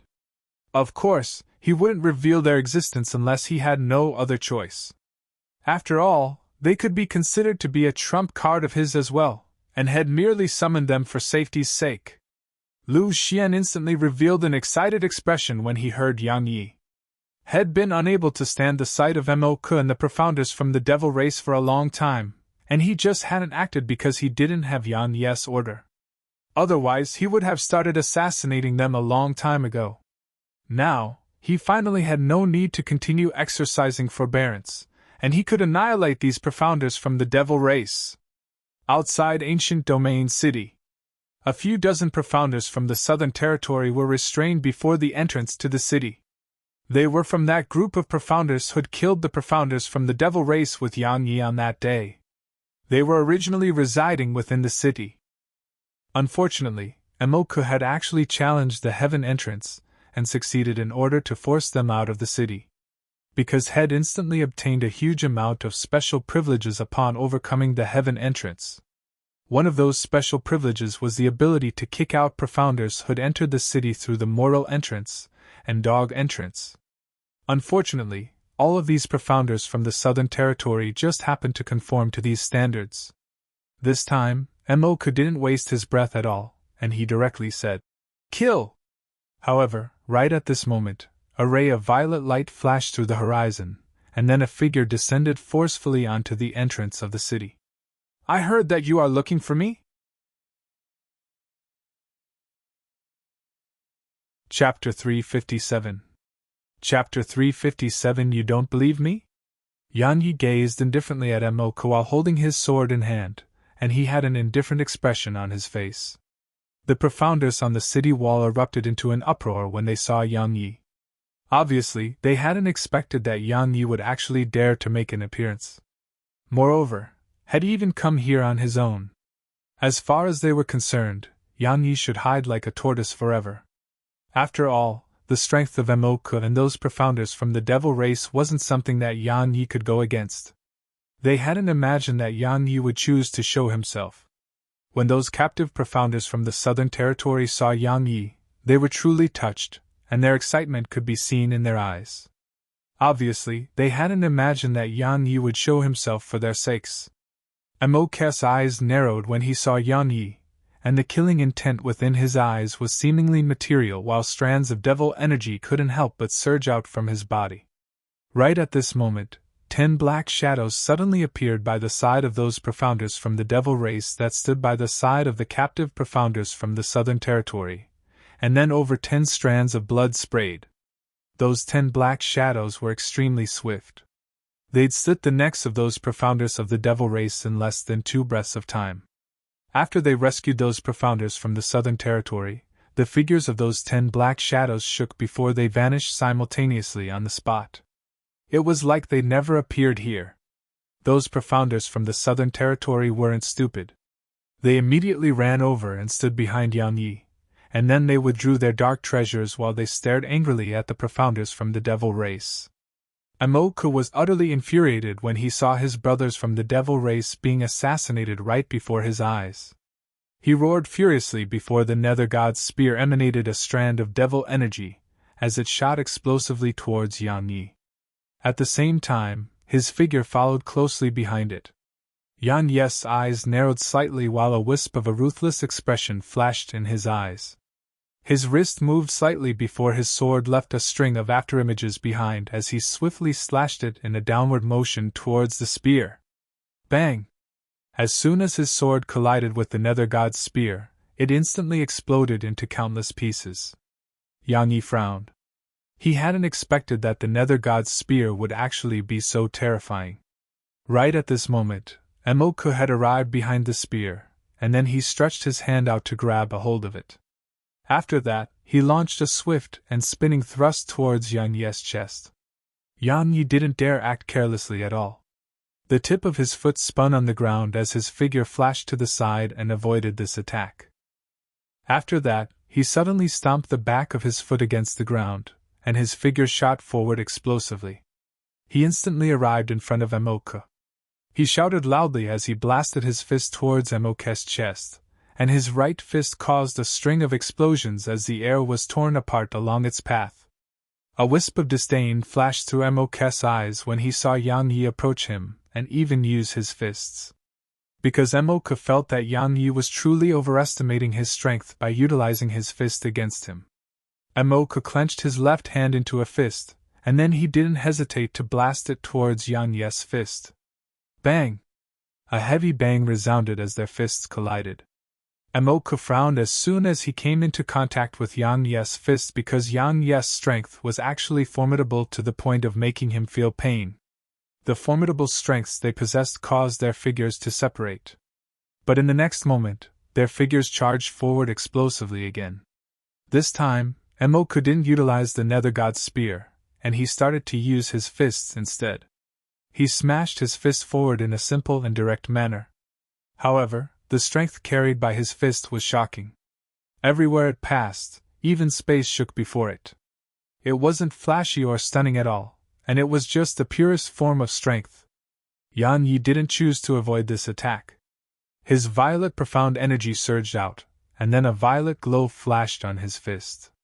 He pulled his right fist backward, and then suddenly blasted it forward to collide with Emok's fist. Bang! As soon as they came into contact, a strand of terrifying energy suddenly swept out from their fists, and this force caused both of them to swiftly move backward. Emok had moved 12 steps back while Yan Yi had moved 13 steps back. The profounders from the devil race were stunned upon witnessing this scene. Because a human profounder had actually matched Emok equally in terms of physical strength. After all, even the physical body of Yinglong, who was from the dragon race, couldn't compare to Emok's physical body. The profounders on the walls of the city were silent. Their eyes were similarly filled with shock and disbelief while they gazed at Yan Yi. After all, most of them had witnessed the battle between Emok and Yan Yi on that day. At that time, Yan Yi's physical body was far inferior to Emok. Yan Yi has actually become so terrifying after just a few months of time? Many people recalled how they'd actually thought of capturing Yan Yi, and their bodies instantly couldn't help but shudder. What a joke! Going to capture Yan Yi was simply like courting death. You cultivated the heavenly devil physique successfully. Emoka gazed at Yang Yi and said, "You really surprised me. Because you were actually able to cultivate it to such an extent in such a short period of time. However, you're still going to die. Those who kill members of my devil race must die." As soon as he finished speaking, strands of devil energy seeped out from Emoka's body. These strands of devil energy seeped out incessantly before forming a large and black hound above Emoka. The hound was around 30 m tall and 25 m wide. Its fist-sized eyes were suffused with a horrifying glow while its claws were suffused with a ghastly cold light that caused others to shudder with fear. Most importantly, the hound's body was covered in strands of black devil energy. These strands of devil energy seemed as if they were alive, and they ceaselessly circled the hound. It was an extremely bizarre sight. Its big brother's familiar. The devil profounders cried out involuntarily when they saw the hound. Besides the devil profounders, there were beings similar to dark beasts that lived in the devil territory. These beings were called devil beasts. Devil beasts were even more terrifying than dark beasts, because they were extremely cruel, and they were willing to kill their own kind in order to survive. It was even to the extent they killed other devil beasts which were part of their immediate family. Moreover, the concept of the stronger being respected was even more vividly and bluntly displayed in the world of devil beasts because those without strength would definitely be eaten. So, the strength and cruelness of these devil beasts that had grown up in such an environment were utterly unimaginable to ordinary people. After the devil hound appeared, it glanced at Emoka first, and a trace of fear appeared in its eyes. In next to no time, its gaze descended onto Yang Yi, and then fear in its eyes instantly transformed into bloodthirstiness, greed, and desire. It howled furiously before it leaped up and smashed down forcefully like a small hill towards Yang Yi. Yang Yi's eyes narrowed slightly when he saw the enormous hound that covered his field of vision smashing down towards him. A sword appeared in his grasp with a flip of his wrist, and then the profound energy within his body surged into the sword. When the hound was merely around 3 m away from him, Yang Yi suddenly stomped his right foot on the ground, and then he relieved on the counterforce to shoot into the air like a ray of light. Yang Yi's brows suddenly knit together when the tip of his sword came into contact with the enormous hound's belly, because he noticed that he seemed to have underestimated its defenses. He didn't hesitate to utilize his 6th-level sword intent, and then he suddenly twisted the sword in his hand. Hiss! A light sound resounded, and then Yang Yi pierced through the hound's belly along with his sword and shot into the sky. The black hound crashed to the ground. However, to everyone's astonishment, it actually hadn't died. Moreover, the hole created by Yang Yi's sword was actually slowly closing from being repaired by the strands of black energy. After he descended to the ground, Yang Yi frowned as he gazed at the hound that was completely fine, and he said, "It's fine?" Meanwhile, Emoka suddenly said, "It won't die so long as I'm still alive. We've formed a contract that shares our lives." "Is that so?" Yang Yi's brows raised, and then he said, "Then I'll have to give it a try." As soon as he finished speaking, Yang Yi's figure flashed, and he instantly arrived in front of the hound. After that, his sword left a string of afterimages behind as he stabbed it towards the devil hound. Moreover, when the tip of his sword was about to come into contact with the hound, a strand of flame had silently appeared there. Hiss! Yang Yi laughed lightly as his sword pierced through the hound's belly without the slightest obstruction. After that, the hound suddenly let out a heart-rending and furious howl, and its howl was filled with shock and terror. Right when Emoka and the other devil profounders were puzzled, it suddenly exploded apart, and a strand of fire had flashed at the instant it exploded. After that, the hound was instantly transformed into ash. Yang Yi sheathed his sword before he turned around to gaze at Emoka, who had a slightly unsightly expression. He said, "Didn't you say it couldn't be killed? Look, isn't it dead?" Emoka didn't flare up, and his expression became extremely solemn instead. He said, "How exactly did you kill it? Don't you think that's a very stupid question?" Yang Yi chuckled and said, "Since you were looking for me, I came. You want to kill me but seem to be unable to do so. On the other hand, I know my limits, and I know that I'm absolutely not confident in my ability to kill you for now. However, I have absolute confidence in being able to kill those members of your devil race that are standing by your side. Do you want to die? Embark flipped his palm, and then the nether god's spear appeared in his grasp. After that, a terrifying, imposing aura suddenly swept out from within him. You don't believe me? Then I'll let you see for yourself. As soon as he finished speaking, the sword in Yan Yes' hand suddenly left his grasp, and it transformed into a ray of light that shot explosively towards a youth by Embark's side. With the boost provided by his 6th level sword intent, violet profound energy, and a strength talisman, the speed of this attack was extremely swift. In an instant, it had arrived before the youth, and the latter's expression changed violently. He didn't hesitate to flash to the side with the intent of dodging this attack. However, as soon as head flashed to the side, the attack had flashed along with him as well. After that, it pierced through his neck beneath his puzzled and astounded gaze. Hiss! A strand of fresh blood sprayed out, and this youth from the devil race was dead. Embark was furious. Meanwhile, Yang Yi smiled and said, Do you know? I didn't have any intent to go against your devil race and the nether race. Unfortunately, both your races just had to try to kill me outside the city that day. Forget it. Since it's like that, then I'll send all of you to your graves first. As soon as he finished speaking, a pitch-black chain had pierced through space and instantly arrived before Yan Yes' neck.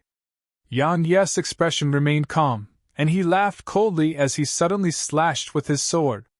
Bang! A muffled bang resounded, and the chain was instantly blasted backward by Yan Yes' formidable strength. Meanwhile, Han Yu suddenly appeared by Embark's side. He made a gesture and the chain instantly flew back into his grasp, and then he gazed at Yan Yi with undisguised icy cold killing intent in his eyes. It's impossible to kill him by yourself without utilizing all your trump cards. The hidden dragon pagoda hasn't been opened, so it isn't the time to expose all of that. So, well, join forces, said Han Yu in a gloomy voice. Embark hesitated for a moment before he nodded. Right when the two of them were about to attack, the swords within the possession of all the profounders both on the city wall and outside it had suddenly started to tremble violently. After that they struggled free from the grasps of their owners and transformed into rays of light that shot into the sky before they fell back to the ground. It was a display of submission. All swords submit before the Sword Emperor.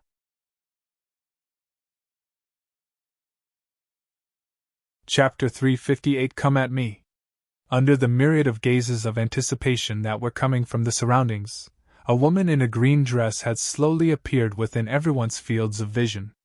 She had a single arm, and she held a black ancient sheath in her left hand.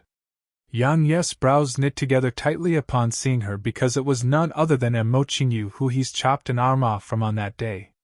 He hadn't expected that she'd actually become the Sword Emperor. His gaze descended onto the ancient sheath in her hand, and then his heart shook. That's probably the mysterious ancient sheath that Elder Moose spoke about. Embark Yu's gaze descended onto Yan Yi, and then she slowly walked over towards him. As she walked towards him, the swords throughout the surroundings started to tremble even more violently, and it was like they'd encountered some sort of terrifying thing. According to the rumors, the sword can't be utilized in front of the Sword Emperor. Looks like this rumor is true. Luo Shui watched this scene from somewhere within the city, and he chuckled before he glanced at Yan Yi and said, An extraordinary genius in the sword Dao against the Sword Emperor. Ha! It's really getting more and more interesting. Embark and Han Yu didn't choose to attack because they wanted to see how Yan Yi would deal with the Sword Emperor. Do you still remember? Embark Yu walked towards Yan Yi as she said, that I said I would repay you 100-fold for severing my arm? Before Yan Yi could answer, she continued, I was careless that day, and it allowed you to sever my arm from a surprise attack with a natural treasure. That's the greatest humiliation in my entire lifetime. However, I have to thank you because it allowed me to be reborn and attain the 8th level of sword intent. That was what gave me the chance to head to Sword Emperor Mountain and obtain the acknowledgement of the ancient sheath. And then you came to look for me? Yang Yi smiled while his eyes didn't reveal even a shred of fear. Yes. Embark Yu nodded and said, You severed my arm that day, so I'll sever all your limbs today. What do you think? Yang Yi shrugged and said. Then what are you waiting for? It just so happens that I want to see exactly how formidable the so-called Sword Emperor is. As you wish. As soon as she spoke, Mo Qingyu's wrist shook slightly, and then a ray of green light flashed out from the ancient sheath. In the next moment, Yan Ye's pupils constricted violently because a hole had appeared on his left shoulder. The hole was a few centimeters deep, and if it wasn't for his formidable physical defense, then just this attack alone would have probably caused his left arm to be severed from his body. So this is the might of her 8th level sword intent, wind intent, and the ancient sheath? If she merely possessed 8th level sword intent and wind intent, then it would be absolutely impossible for him to suffer this strike without being able to react at all. In other words, the ancient sheath had definitely provided some sort of assistance. Mo Qingyu frowned and said, I never expected that your physical body had actually attained such a level. How surprising! However, it's fine as well. This will make it even more interesting. As soon as she finished speaking, another ray of green light flashed. Right when it was about to come into contact with Yan Ye's left knee, a ray of violet light flashed and struck the ray of green light, causing both to instantly disperse into the air. Mo Qingyu exclaimed lightly with surprise and said, You're actually able to block it. Ha ha! Yang Yi roared with laughter. He laughed for a short while before he shook his head and said, Mo Qingyu, it looks like your confidence has really swelled to an impossible height upon becoming the so-called Sword Emperor. He wasn't able to react to it on the first time because he wasn't on guard against it, and had been taken by surprise. The reason he was able to block it on the second time was naturally because Head utilized the enlightened sword heart and sword domain. While it was beneath his sword domain, he would be able to block her attack even if her attacks were 10 times faster. You've really surprised me, Mo Qingyu said. Even a spirit realm expert wouldn't be able to block an attack enhanced by 8th level sword intent and 8th level wind intent, yet you were able to accomplish it with ease. Looks like I've been underestimating you since the beginning. Yan Yi laughed coldly. He couldn't be bothered to waste his breath on her. He tightened his grasp on his sword before a ray of violet light shot forward explosively.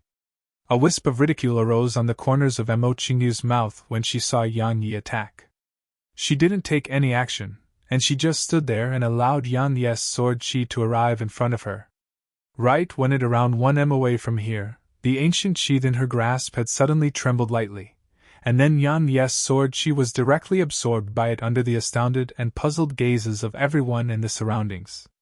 After that, there was no further sign of Yan Ye's attack.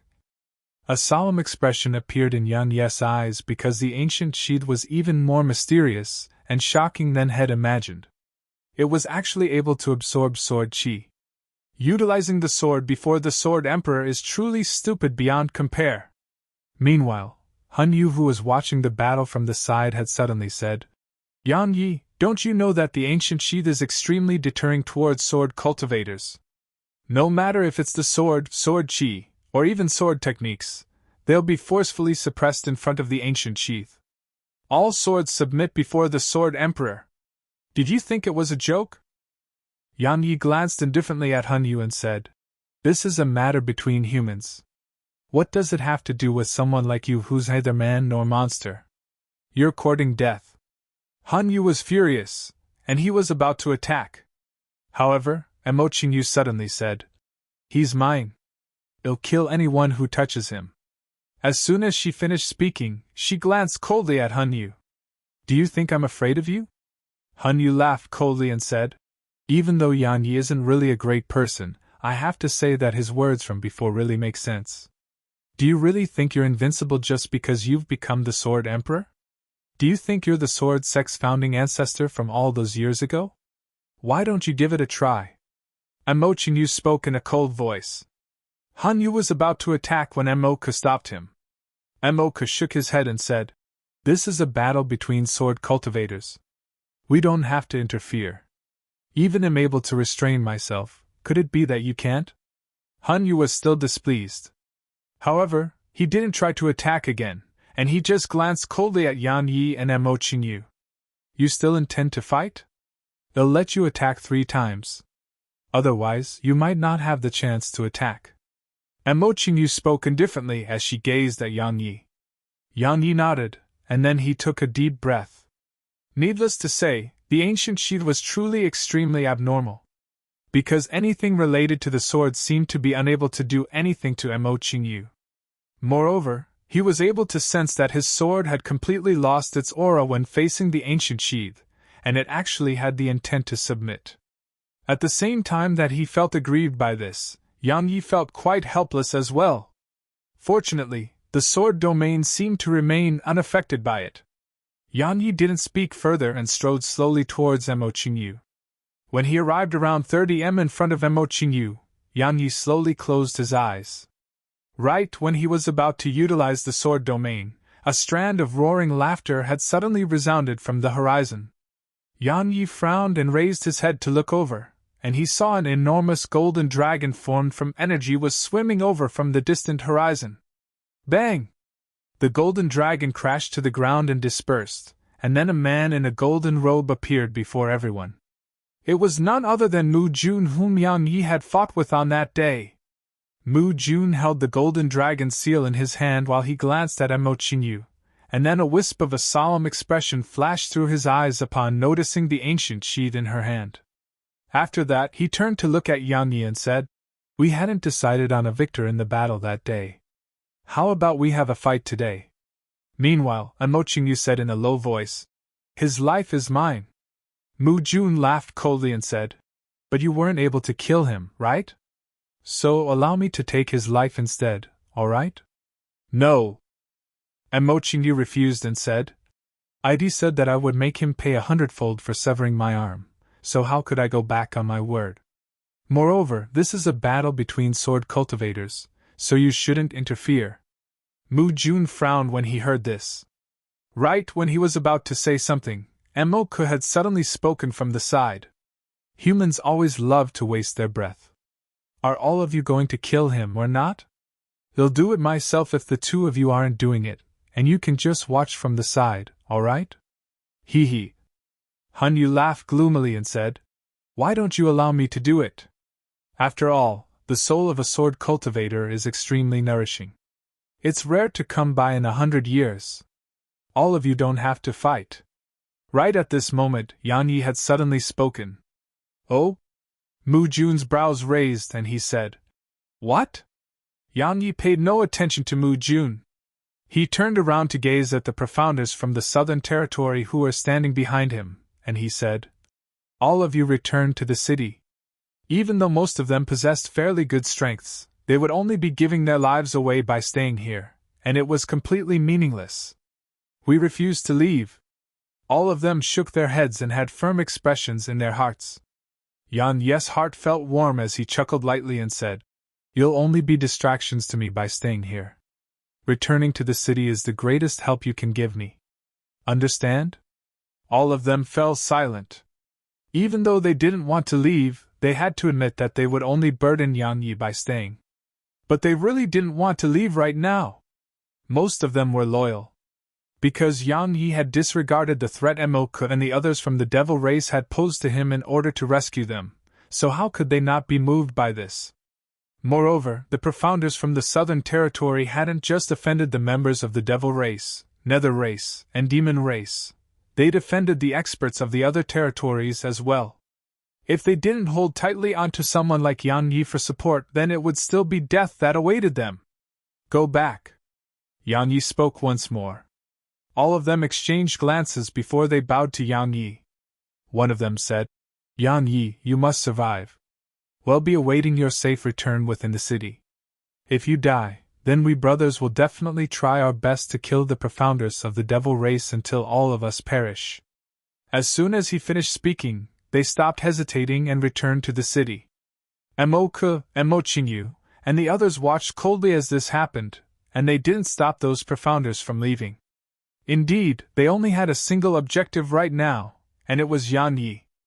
As for those small fries, they really didn't feel like paying any attention to them. After those profounders from the southern territory had gone back into the city, Yang Yi took a deep breath before he turned around. His gaze swept past Emoku, Hunyu, Mu Jun, and Emo Qingyu before a savage expression suddenly appeared on his face. He said, "All of you don't have to fight, and you can just come at me together." As soon as he finished speaking, Yan Yi's figure flashed, and he arrived with 30 of them. After that, a strand of flame suddenly appeared and the temperature in the surroundings instantly became burning. At the same time, 200 swords shot into the sky while strands of flame instantly attached themselves to those swords. In an instant, the expressions of everyone in the surroundings had changed.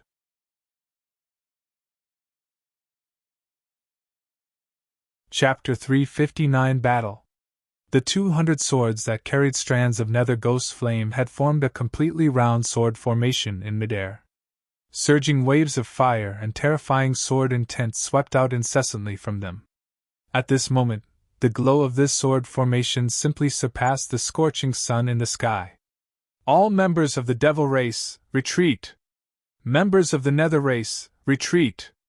At practically the exact same time, Emoku and Hunyu shouted in succession, and their voices carried a trace of obvious anxiousness.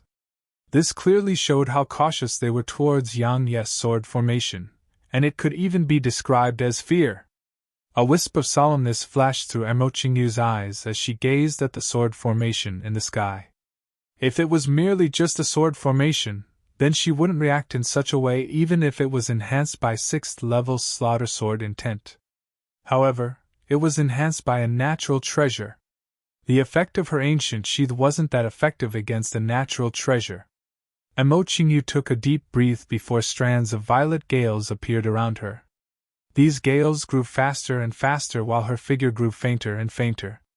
In the end, it was like Shed fused into one with the gales, and Shed vanished on the spot. At the same time, rays of green light appeared around the violent gales. It wasn't just Emo Qingyu who reacted in such a way, even Mu Jun revealed a solemn expression right now. He was similarly unafraid of the sword formation but the nether ghost flame instead. This natural treasure was naturally not unfamiliar to him. If it wasn't for the mortal emperor seal, then he would have probably been burnt to ash by it. Now, this natural treasure was enhancing a sword formation along with 6th level slaughter sword intent, so to what extent had the sword formations might been improved? When he thought up to here, the mortal emperor's seal in his hand started to spin swiftly, and then strands of golden light lit up within it. At the same time, 9 golden energy dragons charged out from within Mu Jun, and then they circled around in the sky above Mu Jun. Emoku and Hunyu didn't waste time at all.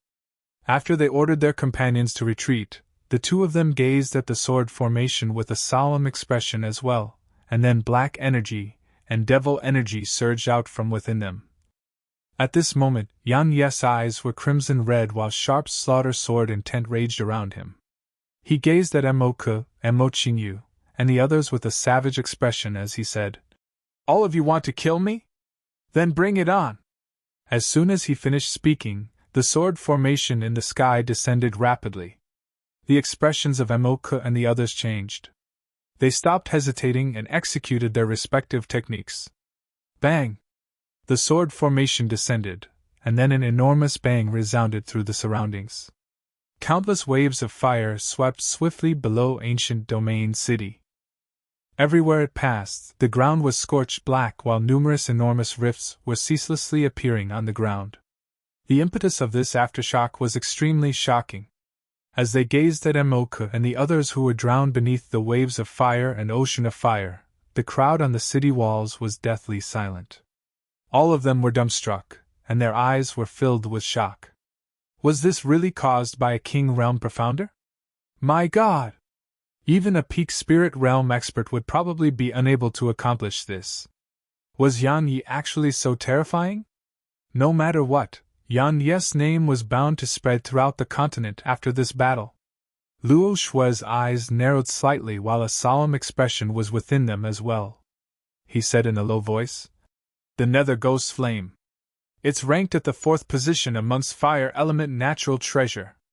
I never expected that it would actually be in his possession. How surprising!"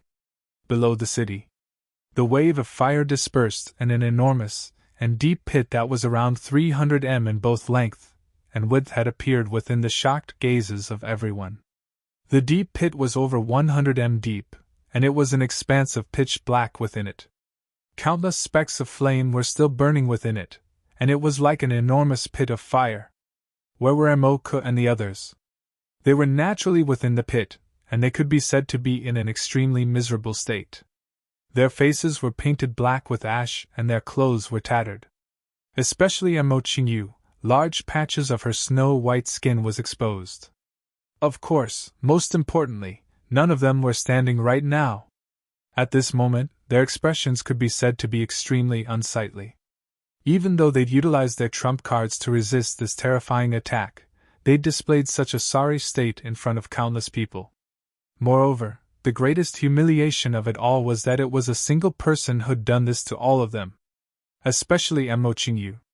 As the Sword Emperor, she'd actually been reduced to such a sorry state by a sword cultivator. This could be said to be an extraordinary humiliation to her. So, her pale face was savage to a slightly terrifying extent, and it was quite horrifying. However, right at this moment, those 200 swords that had pierced into the ground had suddenly shot up into the sky. Moreover, a small ball of flame had shot into the sky along with these 200 swords. When they witnessed this scene, the eyelids of Embark and the others twitched. Again? Yan Yi was going to attack again, of course. Yan Yi raised his arms as he stood at the border of the deep pit, and he attached the nether ghost flame onto the 200 swords. He was originally only capable of executing this sword formation a single time. After all, his profound energy wasn't that abundant. However, Yan Yi had been utterly infuriated this time. Since these fellows wanted to kill him, he felt that he might as well kill them to his heart's content. After he utilized the Ghost Flame Sword formation for the first time, Yan Yi had absorbed a top-grade energy stone, and its effect allowed his profound energy to recover at an insane speed. Even though it hadn't fully recovered the profound energy within his tiny vortex, his profound energy was already sufficient to utilize the Ghost Flame Sword formation again. Even if the Ghost Flame Sword formation was unable to kill these fellows, Yan Yi wanted them to suffer heavy injuries at the very least. The enormous sword formation revolved in the sky while countless sparks shot towards the surroundings, and the glow of fire blotted out the sky and made it seem like the end of the world was arriving. The swords were spinning at high speed while slaughter sword intent and flames ceaselessly shot out from within them, causing it to seem extremely shocking. The solemn gazes of Embark and the others who were within the pit carried a trace of rage as well. Does he really think we're like ripe persimmons that he can squash at will? For the sake of concealing their strength, they hadn't chosen to reveal all their trump cards as Yan Yi had. After all, their true objective was the karmic luck in the hidden dragon pagoda. However, Yan Yi was going too far now, so... Bang! Mu Jun suddenly stomped the ground with his right foot and shot into the sky, and then an enormous golden energy dragon suddenly flickered into appearance and roamed around his body. Mu Jun shouted loudly while being covered by the enormous dragon, and he tossed the mortal emperor seal upward. The seal expanded in midair and instantly transformed into an enormous dragon-shaped seal that was 300 m wide and over 300 m long. Yan Yi, do you really think you're invincible? Mu Jun's pale face carried a trace of a savage expression as he gazed at Yan Yi and said in a low voice, "A natural treasure? Humph! Let me, Mu Jun, see if your natural treasure or my mortal emperor seal is stronger." Meanwhile, a whistling sound from air being torn apart resounded. Embark held the nether god's spear in his hand as he shot into the sky, and he pointed it at Yan Yi from afar. He said, "I originally intended to slowly torture you to death. But now it would seem like it isn't necessary." As soon as he finished speaking, numerous pitch-black, shiny, and mysterious scales suddenly appeared on Embark's body. In less than a breath of time, these scales had covered his entire body besides his eyes. "His life is mine!" Meanwhile, a furious howl resounded from within the pit. Everyone looked over and saw Embark shoot into the sky while rays of green light flickered incessantly around her. After she flew out of the pit, she raised the ancient sheath up high before she suddenly shouted, "Gather!" As soon as she spoke, besides the 200 swords that were under Yan Ye's control, the swords of all the other profounders had let out a sword howl before they transformed into rays of light that entered into the ancient sheath. After 2 breaths of time that were spent in silence, an enormous green-colored energy sword had suddenly flashed out from within the ancient sheath. The enormous sword was more than 100 m long, 30 m wide, and extremely condensed as if it was a material sword. Yan Ye's eyes narrowed slightly as he gazed at the enormous sword. With a command in his heart, the 200 sword in midair had instantly overlapped together to form an actual sword that wasn't inferior to the green energy sword. At the same time, a thumb-sized ball of flame attached itself to the enormous sword. In an instant, the flame enveloped the entire sword, causing a flaming sword to appear.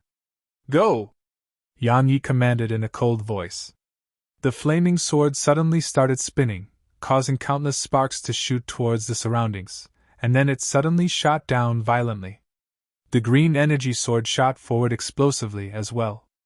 Under the astounded gazes of everyone in the surroundings, the 2 enormous swords collided with a bang. Bang! In an instant, an enormous explosion resounded through the 9 heavens while layer upon layer of terrifying waves of energy and fire swept swiftly towards the surroundings. The expanse of space there even started to warp under the impact of the terrifying waves of fire and energy. These waves instantly enveloped both Yan Yi and Mo Qingyu. Right when everyone was shocked by this scene, a violet ray of light had suddenly flashed amidst the waves of fire and energy, and then it was like these waves were a rage that had been sliced apart with a sharp blade. An enormous rift was instantly split apart amidst them, and then Yan Yi appeared before everyone while holding his sword in hand. At this moment, Yan Ye's eyes were crimson red while violent slaughter sword intent was raging around him incessantly. It caused the air around him to be ceaselessly sliced apart and minced into pieces. A strand of fine flame was moving around his sword like a little fairy, and it caused that sword to reveal a shocking fiery red color. To the surprise of everyone, Yan Yi was actually completely unharmed by the terrifying waves of fire and energy. Yan Yi was naturally fine. The reason for that was because Head utilized the sword domain when the waves of energy and fire were about to strike him, and Head blocked them off with the sword domain. Head merely utilized it for less than a breath of time, and coupled with the cover provided by the waves of fire and energy, no one had noticed his sword domain. What about Mo Qingyu? At this moment, she was already over 100 m away, and she was in a much more terrible state when compared to Yan Yi. Strands of violent wind were ceaselessly spinning around her while the black ancient sheath was even held in front of her, and it was emanating rays of light to block off the wave of fire and energy for her. However, even then, she was still affected by it, and her face, arm, and skin were completely red. It was like they'd been cooked. Obviously, it was caused by the nether ghost flame. A wisp of a cold smile arose on the corners of Yan Ye's mouth while he gazed at her, and then his figure flashed and instantly arrived in front of Mo Qingyu. However, right at this moment, the ancient sheath had suddenly struggled free from Mo Qingyu's grasp and shot violently towards Yan Yi. The ancient sheath had a spirit of its own, and it was protecting its master on its own. A wisp of a vicious expression flashed in Yan Ye's eyes when he saw the ancient sheath trying to protect her, and then he shouted furiously, "Fuck off!" As soon as he spoke, the nether ghost flame transformed into a ray of fiery light that enveloped the ancient sheath. While the nether ghost flame was keeping the ancient sheath busy, Yan Ye's figure flashed and instantly arrived in front of Mo Qingyu. Mo Qingyu's expression changed and intended to attack. However, right at this moment, an invisible and terrifying force suddenly enveloped her. Mo Qingyu felt like an invisible shackle had coiled around her when she was beneath the effect of this force, and her strength and even soul had been forcefully suppressed. Moreover, it was actually impossible to utilize her sword intent while being enveloped by this terrifying force. Right at this moment, a ray of light pierced through her chest, and then Mo Qingyu's eyes opened wide. She opened her mouth and seemed to wish to say something. However, she wasn't able to say anything. After he put his sword away, Yang Yi glanced indifferently at her before he said, "So, the so-called Sword Emperor is actually so weak." 1.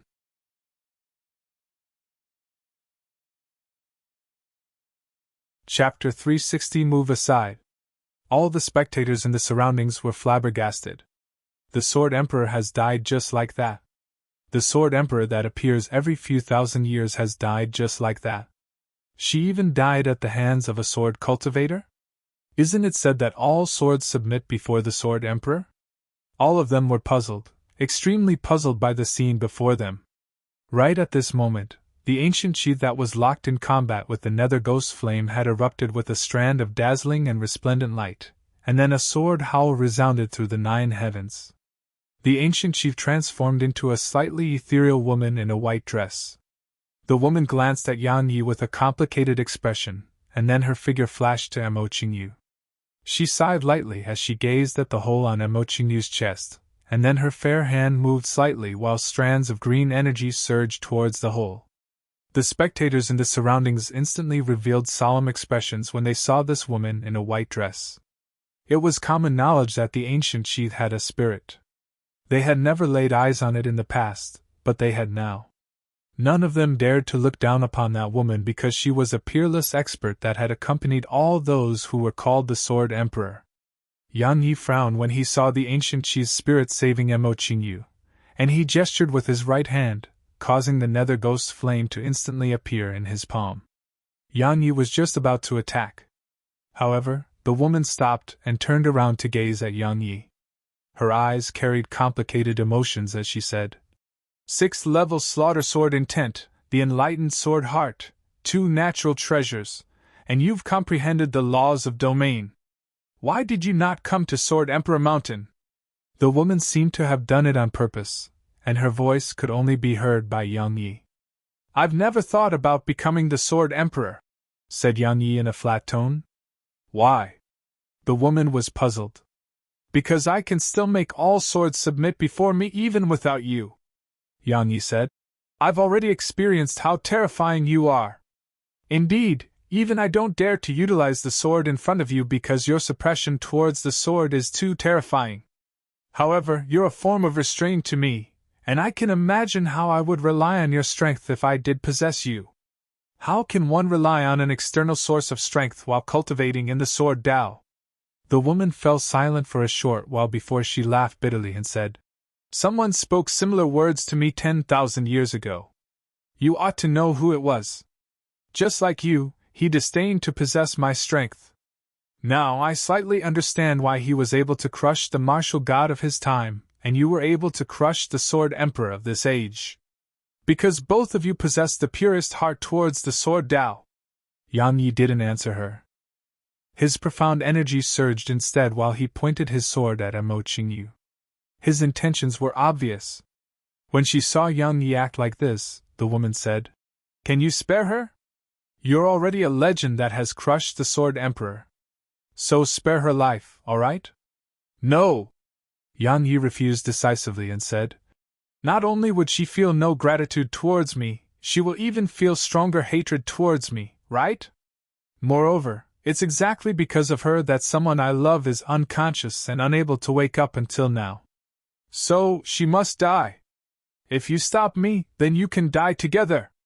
As soon as he spoke, the nether ghost flame suddenly shot forward and attached itself onto the sword in his grasp. He had to utilize the nether ghost flame when facing this woman so that his sword wouldn't be suppressed by her. Otherwise, not to mention launching an attack, he might even suffer backlash from his sword. "You aren't a match for me if I remove the seal on myself," said the woman in a flat voice. "The problem is that you can't, right?" Yang Yi said. "Someone above the king realm can't attack the participating profounders in the ancient battlefield. If you do remove the seal on your strength, then would they allow it? In the end, she's the Sword Emperor that I chose, so I can't watch her die." The woman spoke in a low voice. Yang Yi grinned, but his grin was savage. He said, "You mean that only she can kill me, and I can't kill her?" The woman sighed and said, "Then make your move." "Of course."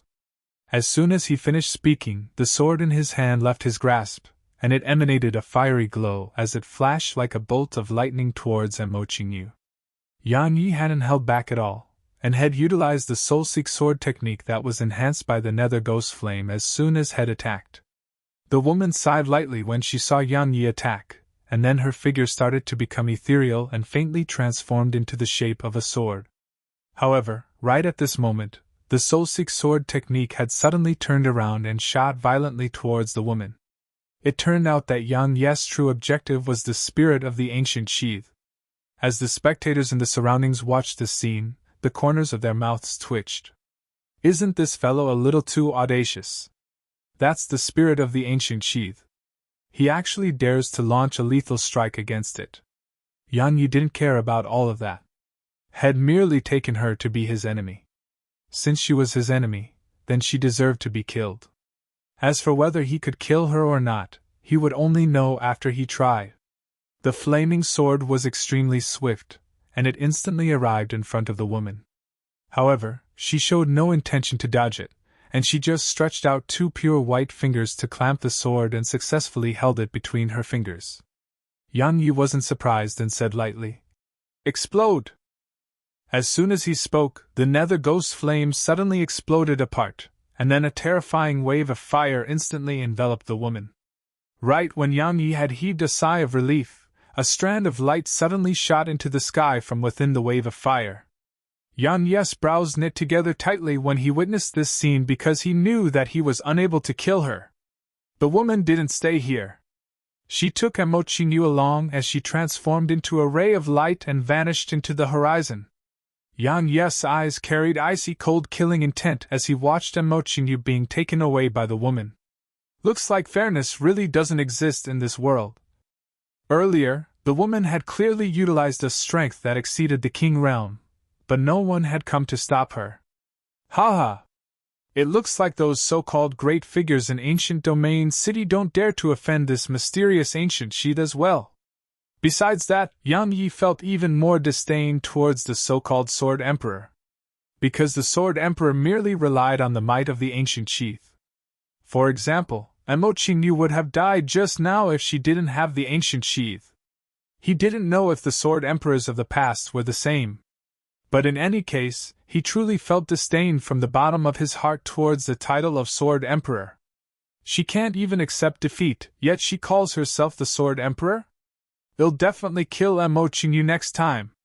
Definitely. Yan Yi shook his head, withdrew his gaze, and then turned around to look at Mo Ke and the others. Even though had utilized the sword formation twice and the soul-seek sword technique once just now, the top-grade energy stone's effect allowed his body to still possess a huge amount of profound energy right now. In any case, he could still utilize the ghost flame sword formation for one last time. He didn't intend to let Mo Ke and the others go. Of course, Mo Ke and the others didn't intend to let him go as well. After the ancient sheath's spirit took Mo Qingyu away, Mo Ke, Han Yu, and Mu Jun had locked onto Yan Yi's aura. Moreover, they'd formed a triangle that surrounded Yan Yi. Their intentions were obvious. They didn't want to let Yan Yi flee. Yan Yi had never thought of fleeing, nor had he thought about whether he could fight Mo Ke, Han Yu, and Mu Jun by himself. Moreover, there was no need for him to think about that as well. Because he had to fight whether he wanted to or not, so what was the point of thinking so much about it? In the end, he would only know the outcome after he gave it a try. Yan Yi twisted his wrist, and then the nether ghost flame flew into his palm before he issued a command in his heart.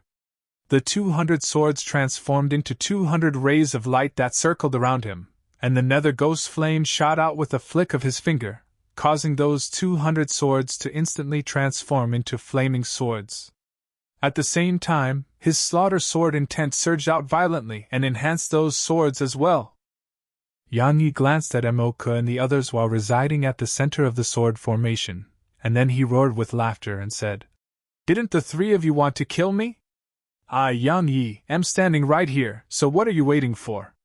He spoke in an extremely arrogant and overbearing manner, and it caused the blood of the countless human profounders on the walls of ancient domain city to boil. Even though most of them couldn't stand the sight of Yan Yi in the past, they had no choice to admit that Yan Yi really did bring glory to the human race. After all, they'd suffered at the hands of Embark and the Devil Profounders throughout the past month. The Devil Profounders had been wildly slaughtering human Profounders below the city, but they could only watch helplessly from above the city walls. Not to mention leaving the city to fight the Devil Profounders, they didn't even dare to curse the Devil Profounders. Needless to say, this was extremely grieving. Now Yan Ye's actions had undoubtedly brought glory to the human race, and it caused the Devil race and Embark to lose face. So, they felt extremely delighted at this moment. Indeed, Embark, Hanyu, and Mu Jun had extremely unsightly expressions right now. If Yang Yi was still alive after today, then they would be utterly humiliated. After all, others wouldn't care whether they'd concealed their strength, or if there were any other reasons for it. The Profounders of the entire continent would only care that Yang Yi had resisted all four of them on his own. Yang Yi's name would spread throughout the continent, and there would be existences that served as contrast to that. So, Yang Yi had to die. He had to die even if they had no choice but to expose their trump cards.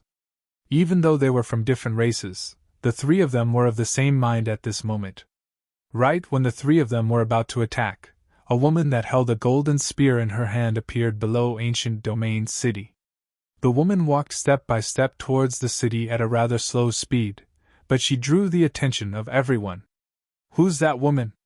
Doesn't she know that those extraordinarily monstrous geniuses are fighting there? Is she not afraid of death? Where did this human ant come from? Fuck off! A Profounder from the Nether race flashed over to the woman, and then he condensed a strand of black energy that enveloped down towards the woman.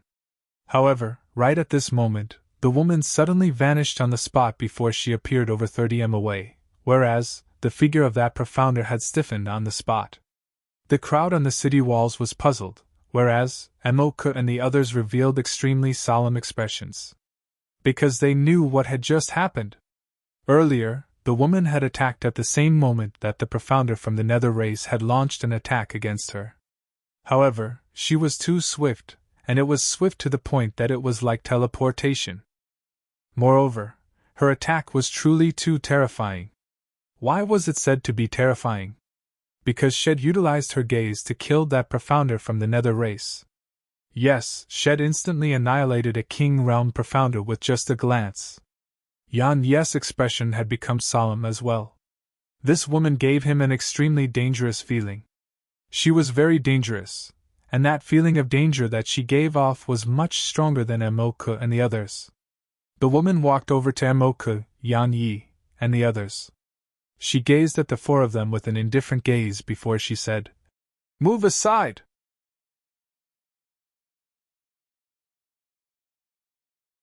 Chapter 361 The Martial God and Sky Split. When they heard that woman's tone that was filled with indifference and disregard, both Embark and Hanyu frowned. Because she was human, so they unconsciously treated her as an enemy. Of course, it was mostly because of the indifferent gaze she looked at them with. It caused them to feel very displeased as she acted like they were just random passers-by. "Do you want to die?" The woman's beautiful brows knit together while she tightened her grip on the golden spear, and her voice carried a trace of impatience. "How arrogant!" Hanyu started laughing out of extreme rage, and then a pitch-black chain shot out like a bolt of lightning and instantly arrived at the woman's neck. "Looks like you really want to die." The woman twisted her wrist as she spoke indifferently, and then the golden spear's tip instantly touched the pitch-black chain. Bang! A light explosion resounded, and then the pitch-black chain was instantly blasted backward under the shocked gazes of Embark and the others. Of course, most importantly, fine cracks had spread out like spiderwebs on the pitch-black chain. That's a pseudo-Dao artifact. But it was actually damaged just like that. Hanyu's expression changed as well. He hadn't imagined that the woman would actually be so terrifying. He didn't dare act carelessly, and he was just about to retreat when the woman suddenly appeared in front of him. Hanyu was shocked.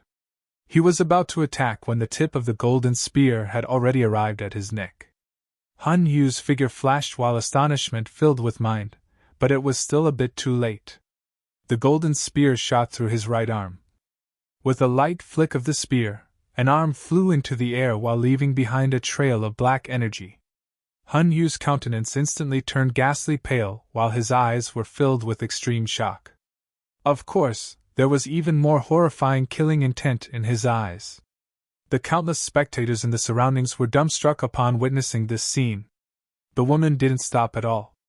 Her wrist shook slightly before the spear flashed like a golden ray towards Hun Yu's neck. It was numerous times faster than a bolt of lightning, and it was so swift that others were utterly incapable of viewing its trajectory clearly. At this moment, Hun Yu had fully stopped underestimating her. His severed arm allowed him to realize how terrifying her strength was, and if he even underestimated her in the slightest, then it would just be his arm that was severed. It would be his head. Hun Yu shouted in a grim voice while his eyes instantly turned dark, and then he stretched his left hand forward and suddenly made a grasping motion. A seemingly material black sickle appeared within his grasp, and his aura instantly became terrifying upon holding it in his hand. Hun Yu suddenly made a sweeping motion with the sickle in his hand, and it swept towards the tip of the golden spear. Bang! As soon as the sickle came into contact with the golden spear, Hun Yu's expression had changed again. Because countless cracks had actually appeared on the sickle while the formidable strength behind the golden spear had blasted him flying. At this moment, Hun Yu's eyes were filled with extreme shock. Because that black sickle was a precious treasure of the Nether race, the Hell Sickle. It was a pseudo-Dao artifact, and it was of much higher quality when compared to Hun Yu's pitch-black chain from before. Moreover, the Hell Sickle was even forged from materials utilized to forge Dao artifacts. So, its hardness wasn't inferior to a Dao artifact at all. However, it was been damaged by a simple strike of this mysterious woman's spear. Who exactly is she? What exactly is that spear? Hun Yu didn't have the time to think too much because that woman had actually appeared in front of him like a ghost. At the same time, the ghastly tip of the spear had swiftly appeared before his neck again. Her attack was extremely quick, and it was quick to the point he was only able to faintly discern the movement of her attack. A wisp of ruthlessness flashed in Hun Yu's eyes. Right when he was about to stop concealing his strength and release his full strength, Emoku had suddenly appeared behind the woman, and then he blasted his fist towards the back of the woman's head. He naturally couldn't just watch as Hun Yu was killed or heavily injured. Because if that happened, then he would be all alone in the ancient battlefield. So, had decisively chosen to attack. The woman's beautiful brows knit together when she sensed the ferocious force coming from behind her, and then a wisp of displeasure flashed in her eyes. She didn't continue attacking Hun Yu. She spun on the spot with the tip of her feet, and then she swung her spear at Emoku's fist. Bang! As soon as they came into contact, Emoku's pupils constricted violently because the strength within the golden spear had actually forced him back by 3 steps, whereas the woman had merely taken a single step back. Moreover, fine cracks had actually started to appear on his fist and entire arm just like how they'd appeared on Hun Yu's treasures. Yan Yi and Mu Jun, who stood at the side, revealed solemn expressions as well. Especially Yang Yi. At this moment, he was shocked in his heart because he knew how formidable Emoku's strength and physical body were. However, this woman was actually able to overpower Emoku in physical strength and was even able to overcome Emoku's physical defense. Who exactly is this woman? That's Sky Split! Right at this moment, Mu Jun gazed at the woman and spoke in a heavy voice. You're the martial god! The martial god! The spectating crowd in the surroundings instantly seethed with excitement upon hearing this. The martial god! Since the ancient times, has anyone been able to go against the martial god? The martial god was equivalent to an existence that was invincible in a similar realm of cultivation. Of course, the era of the sword sex founding ancestor was excluded from this. At this moment, they hadn't imagined that even the martial god would make an appearance after the sword emperor had just made an appearance. The martial god! That was an existence who was even rarer than the sword emperor. Moreover, they'd never expected that the martial god of this era would actually be a woman. A female martial god? It was unprecedented throughout the history of the continent. Emok gazed at the woman as he spoke in a low voice. According to legend, sky split can split anything, and it can even split the sky. Now that I've seen it for myself, it really does deserve its reputation. The woman gazed at Emok and said, You merely took 3 steps back after forcefully withstanding a blow of my spear. You're not bad yourself. Emok's expression was slightly unsightly. Up until now, only he had spoken such words to others. Yet now, someone had actually told him that he wasn't bad. However, he didn't retort because the strength the woman had revealed until this moment was truly extremely formidable. Most importantly, she hadn't executed any techniques until now. She had merely utilized the simplest forms of force and speed, and it was precisely these 2 extremely basic things that had caused Hanyu to be unable to resist her at all. Such strength was something that even Emok had to treat seriously. The woman turned to look at Hanyu, and it caused Hanyu's eyelids to twitch. In the past, had merely heard of the martial god, but now had seen the martial god. Moreover, had even fought the martial god. In the past, he felt that even if he did encounter the martial god, then he, Hanyu, could defeat the martial god. But now, even someone as arrogant as Hanyu had no choice but to admit that this woman was really extremely terrifying. It was exactly because she had merely utilized pure strength and speed to suppress him that he felt she was terrifying. The woman didn't continue attacking Hanyu, and she shot her gaze towards Yan Yi instead. Her beautiful brows knit together slightly as she gazed at the nether ghost flame in Yan Yi's hand and the sword formation that was circling around him. A trace of surprise flashed in her eyes as she said, The nether ghost flame, slaughter sword intent that's sharp and pure. I sense a trace of danger from you. Are you the Sword Emperor of this era? No, Yang Yi said. The Sword Emperor just left. You would have met your rival if you came here slightly earlier. Unfortunately, you were too late. The woman was stunned and said, You're actually not the Sword Emperor. Interesting. When she spoke up to hear, her gaze moved towards Mu Jun before she said, The Mortal Emperor's seal, Dragon Rule Technique, and the aura of a true dragon. I never expected that even the so-called Mortal Emperor has appeared. Why are you participating in the competition for karmic luck here instead of striving for supremacy over the world? Oh right, you probably want to seize the first position on the Hidden Dragon rankings, and then recruit all the profounders on the rankings. Yes. Mu Jun smiled flatly and said, I never expected that the martial god would actually be someone that isn't well known. Moreover, it would even be a woman. How surprising. So, are you intending on doing as the martial gods of the past did? To seize the first on the Hidden Dragon rankings, reign supreme over the geniuses of the continent, and then become renowned throughout the ages? If those are your intentions, then they will be quite difficult to accomplish. Renowned throughout the ages? Difficult? The woman shook her head and said, So long as I, and Nanjing, want to do something, then there's nothing I can't accomplish. As soon as she finished speaking, and Nanjing walked towards the heaven entrance, she suddenly stopped when she arrived before it, and then she said, The Hidden Dragon Pagoda will open 3 days from now. I'll see all of you there.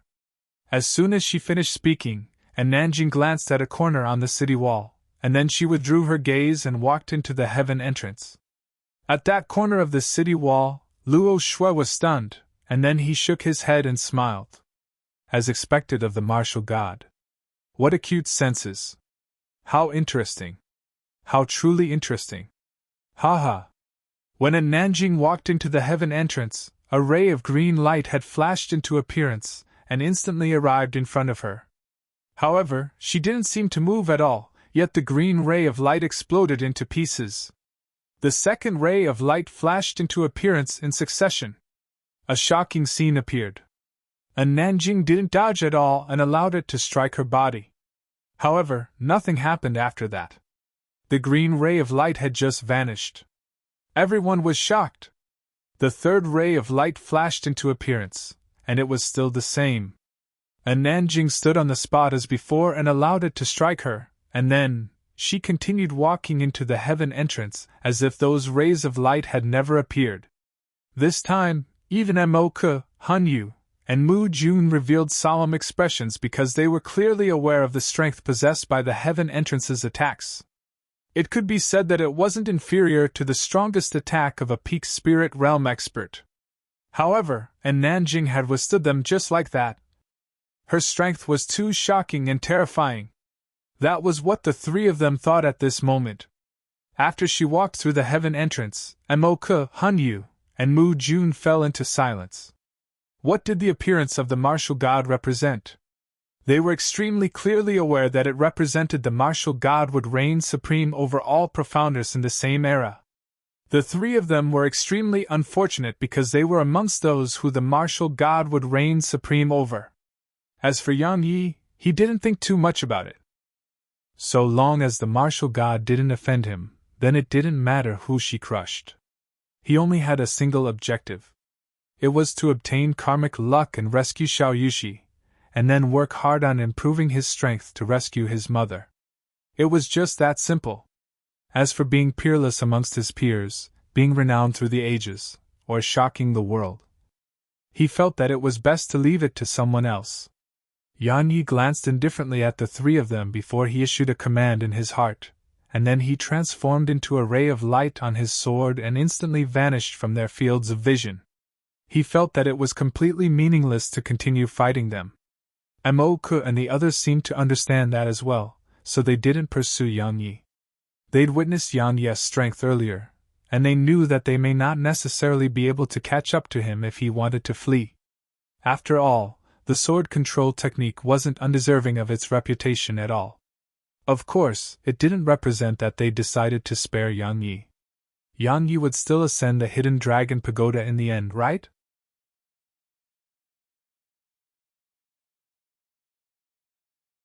Chapter 362 Brothers.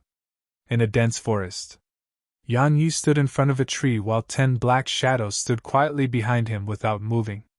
It was like they'd been frozen in time. If someone else was here, that person would notice that those black shadows had actually faintly fused with the trees in the surroundings, and it was utterly impossible to notice them without looking carefully. Yan Yi turned around and glanced at them while his eyes revealed a wisp of admiration. The 10 of them had been carefully chosen by him before he headed to Ancient Domain City, and they were the most elite amongst the group of assassins. Their strengths and every other aspect were the best amongst the assassin. This was obvious from how quickly they'd assassinated those devil profounders outside Ancient Domain City. All of you are really not bad. Yan Yi nodded, and then his gaze descended onto a man who stood between Ling Jun and Ling Yin. The man wore a black mask and a black cloak, and he held a short sword in his hand. Even though his face was concealed, his gaze was extremely icy cold and sharp. The reason Yang Yi paid attention to this man was that this man wasn't weaker to Ling Jun or Ling Yin at all when he assassinated those devil profounders outside Ancient Domain City, and it was even to the extent that he surpassed them. Because he alone had killed 4 profounders in less than 5 breaths of time. Moreover, had done so with an extremely decisive and clean strike to the neck. "What's your name?" asked Yang Yi. The man was stunned.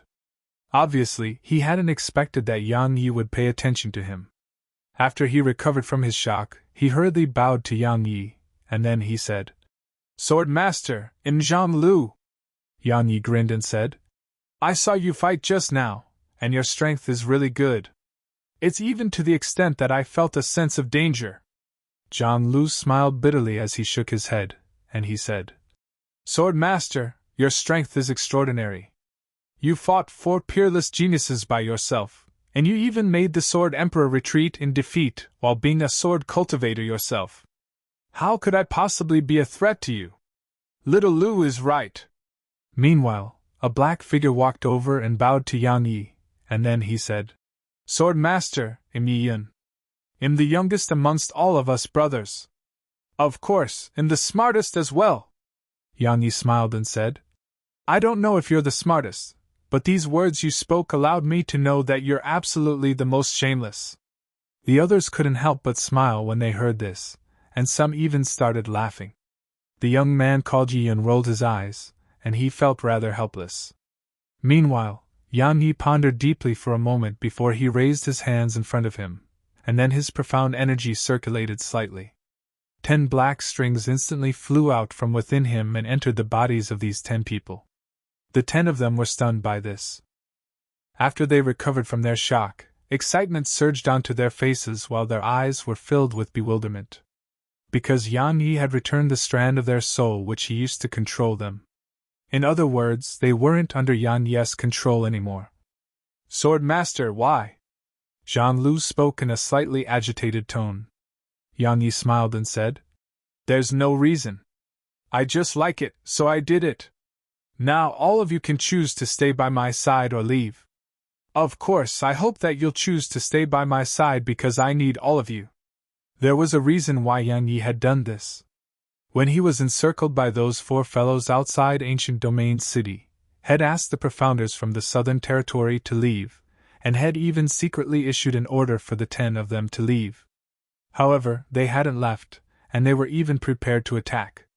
However, had forcefully restrained them, and that was the only reason why they hadn't attacked in the end. At that time, he was facing 4 peerless geniuses. So not to mention everyone else, even he was ready to die. He knew that they would absolutely die if they attacked because Mu Jun, Hun Yu, and Moka were really too extraordinary. Assassinations were practically useless against them.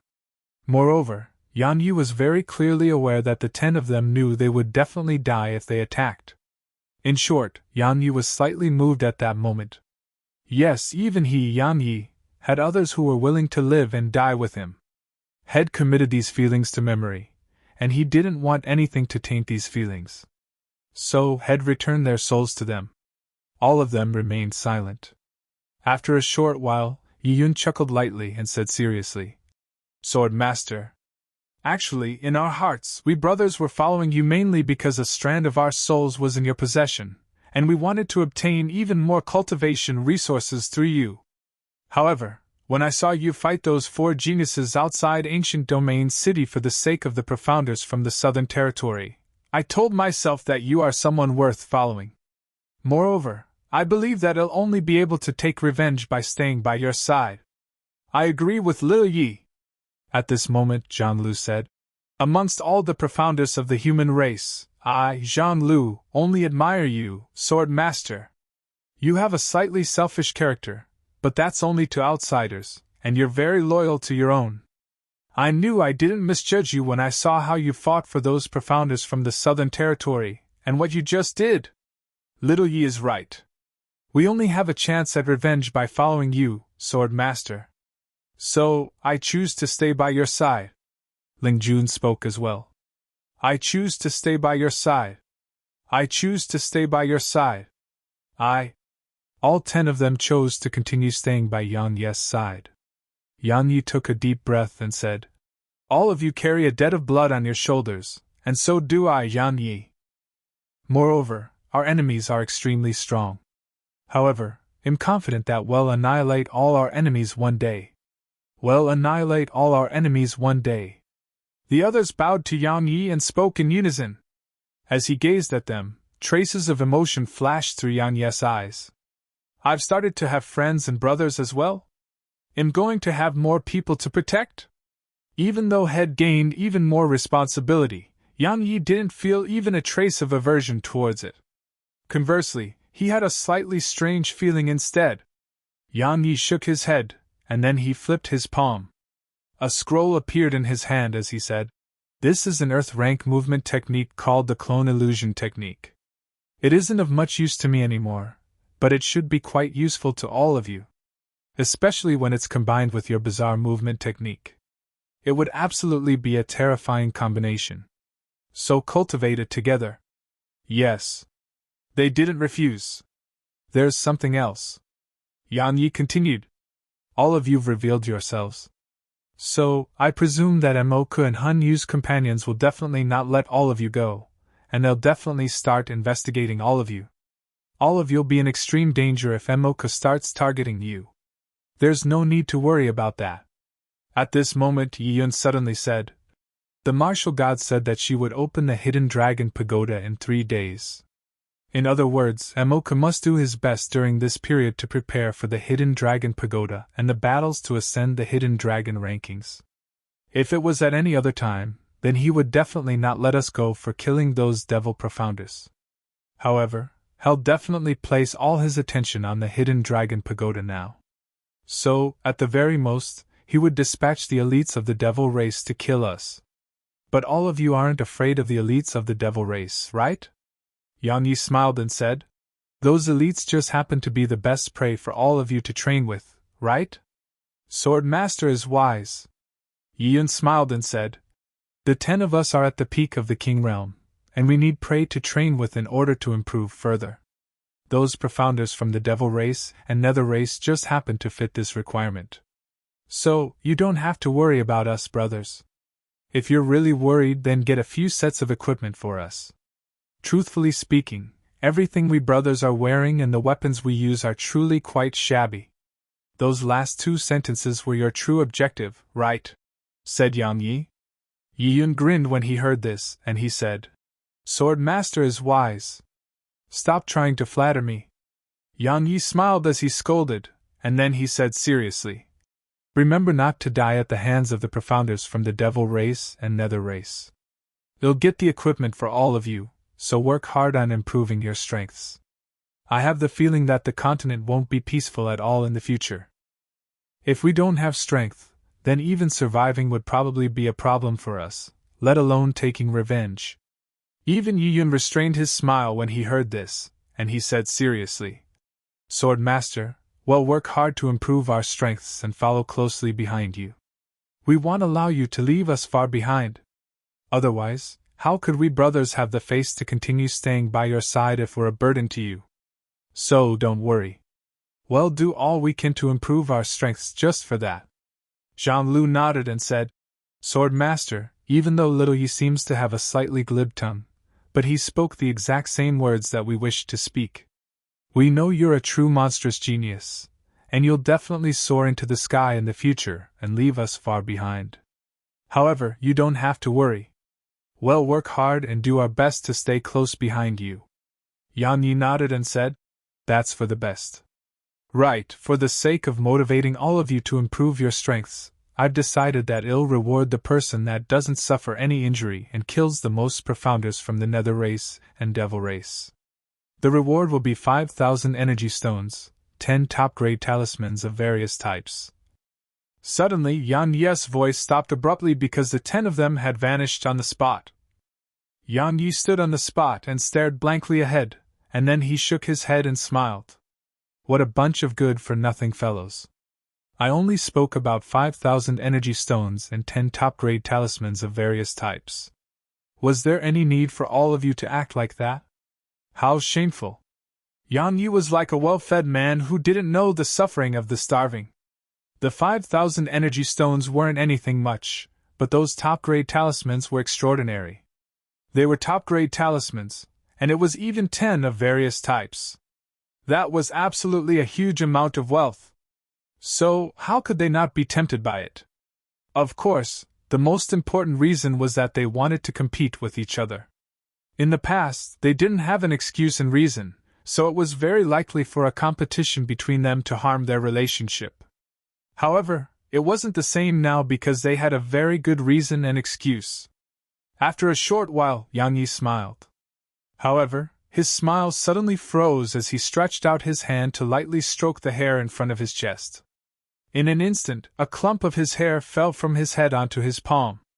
Yang Yi fell silent as he gazed at the white hair in his hand. After a short while, he shook his head before his figure flashed and vanished on the spot. He was determined to save Xiao Yushi even if he had to exhaust his lifespan. Fortunately, the Hidden Dragon Pagoda was about to be opened. He wasn't afraid of death, and he was merely afraid that no one could save Xiao Yushi once he died.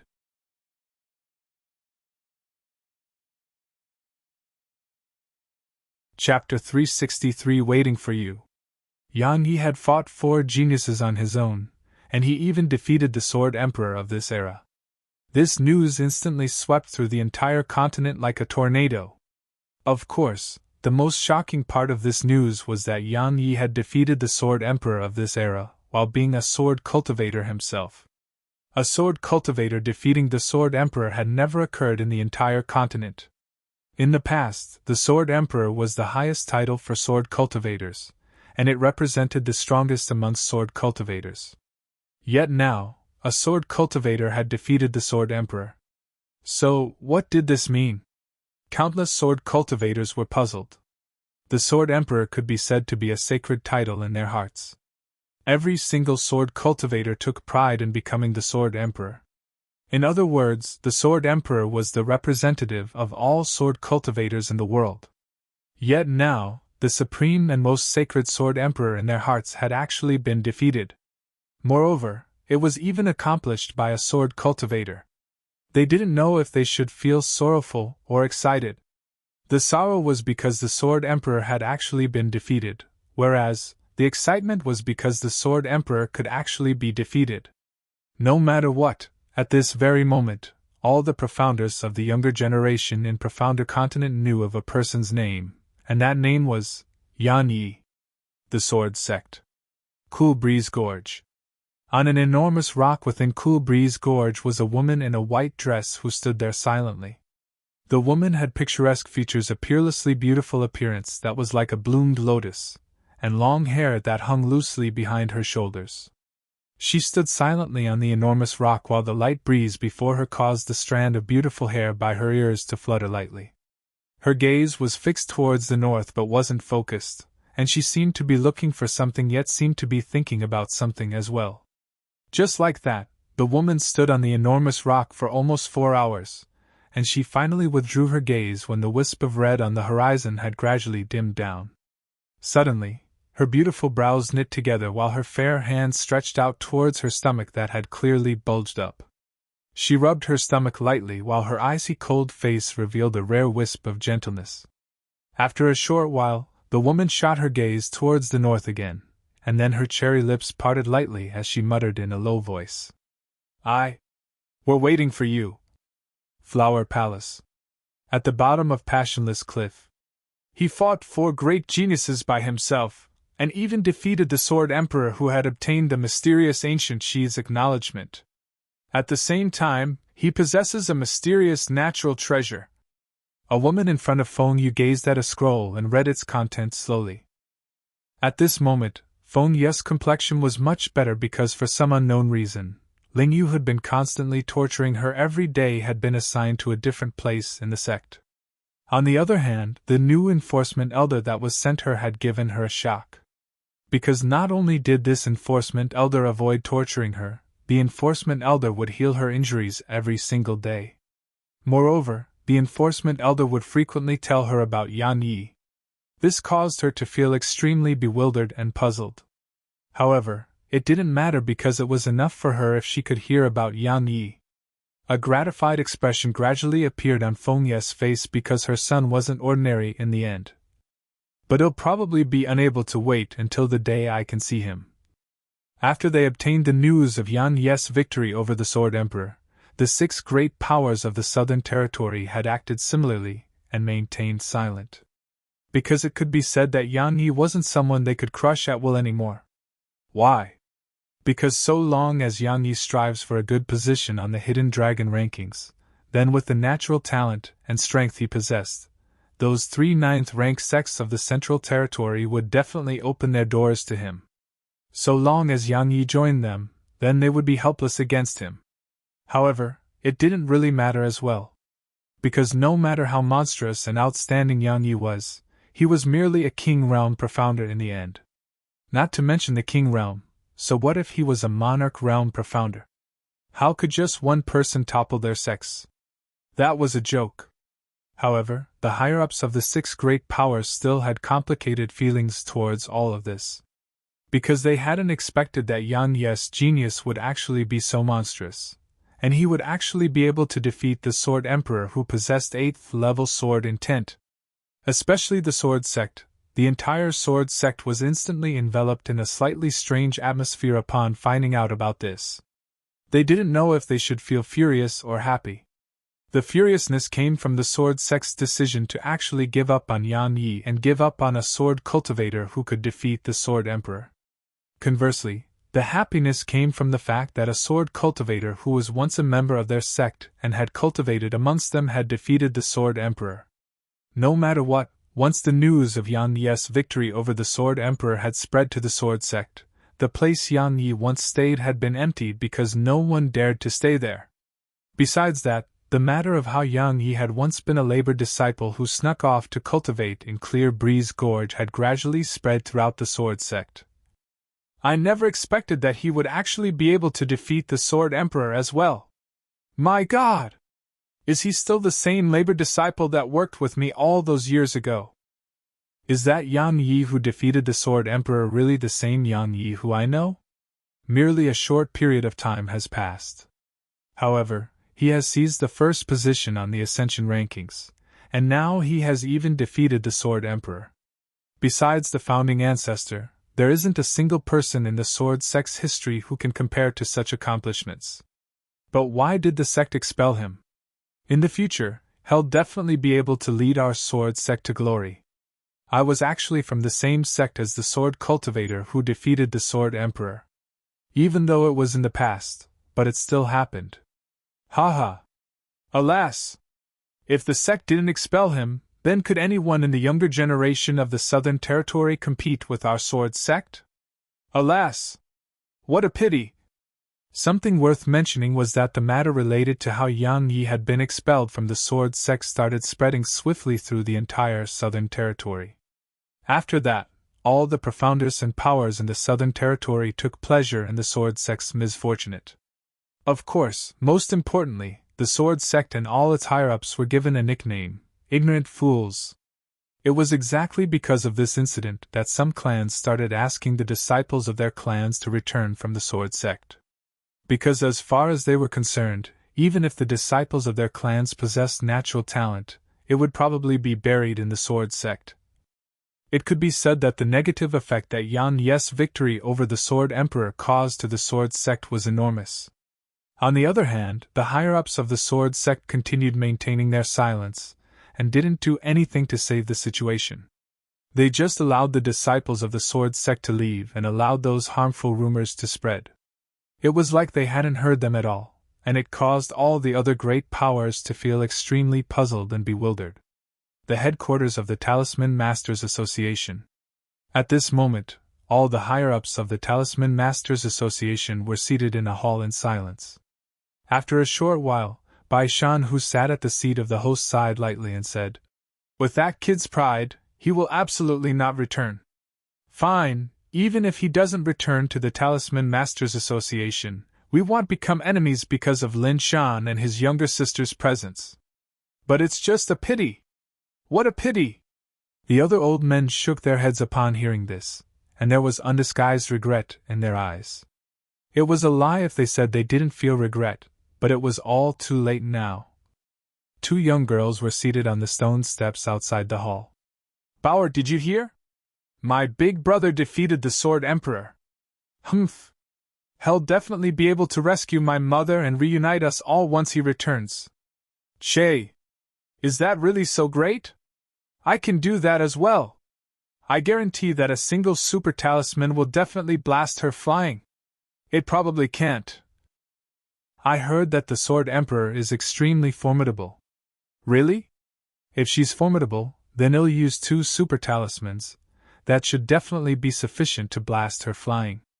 After all, just one can completely obliterate a spirit realm profounder, so 2 will definitely be sufficient to blast her to death.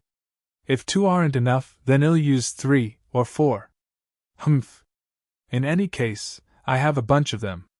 After a short while, "Bauer, I miss my mother and big brother." After a moment of deep thought, "I miss the little laborer a little as well." Humph. He went to play at the ancient battlefield but didn't take me along. Was he worried that I would be a burden to him? How infuriating. Let's not talk about him. Little Yao, let's go to play in the western area of the city. I heard there's a very arrogant young marquis there. Let's blast him up and make him keep a low profile. Immortal Indulgence Pavilion. A voluptuous and enchanting woman gazed at a letter in her hand, and then a wisp of a charming and enchanting smile gradually appeared on the corners of her mouth. She said, He fought 4 great geniuses by himself, and even defeated the Sword Emperor of this era. Ha ha! As expected of the man that I, Qin Xie, took a liking to. As soon as she finished speaking, she restrained the smile on her face and said, Little Qin, give the order. Order all the members of the Spectre group to pay close attention to the 6 great powers, especially the Sword Sect and Flower Palace. Notify me immediately if they take any unusual action. Yes. The voice of a woman sounded out from within the darkness. Ancient Domain City.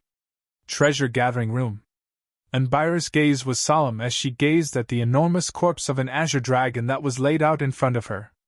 Madam, how much can this corpse be sold for? Said Yang Yi with a smile on his face. Presently, he needed money urgently. After all, he had to get a set of equipment for Ling Jun and the others, and he naturally intended to get the best for them. Because their strengths and natural talents were formidable, so they would definitely be able to look down upon the world with him in the future. And Elvira didn't answer him. She merely glanced at him and then smiled as she said, Needless to say, young Master Yang really surprised me.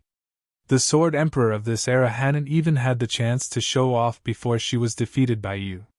Moreover, you even forced the mysterious sheath to show itself. Young Master Yang really surprised me. Yang Yi smiled and said, There's no need for words of praise. Madam, let's talk about the price of this dragon's corpse. The entire corpse of this dragon is a treasure. However, it can't be sold, said Enbiru. Why? Are you trying to make Mayan clan offend the Azure Dragon race? Enbiru said, The dragon race is extremely proud.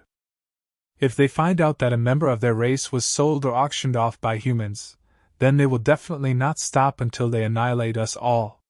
Even though Mayan clan isn't afraid of them, there's truly no need to make a formidable enemy for no reason. Yang Yi frowned, and he was just about to say something when Enbiru continued. However, Mayan clan can craft this corpse into top-grade dark treasures. Yang Yi was delighted when he heard this, and he said, That's for the best.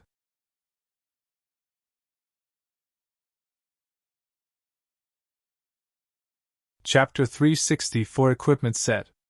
2 days later, 15 pitch-black daggers that were shaped slightly strangely had appeared in front of Yang Yi.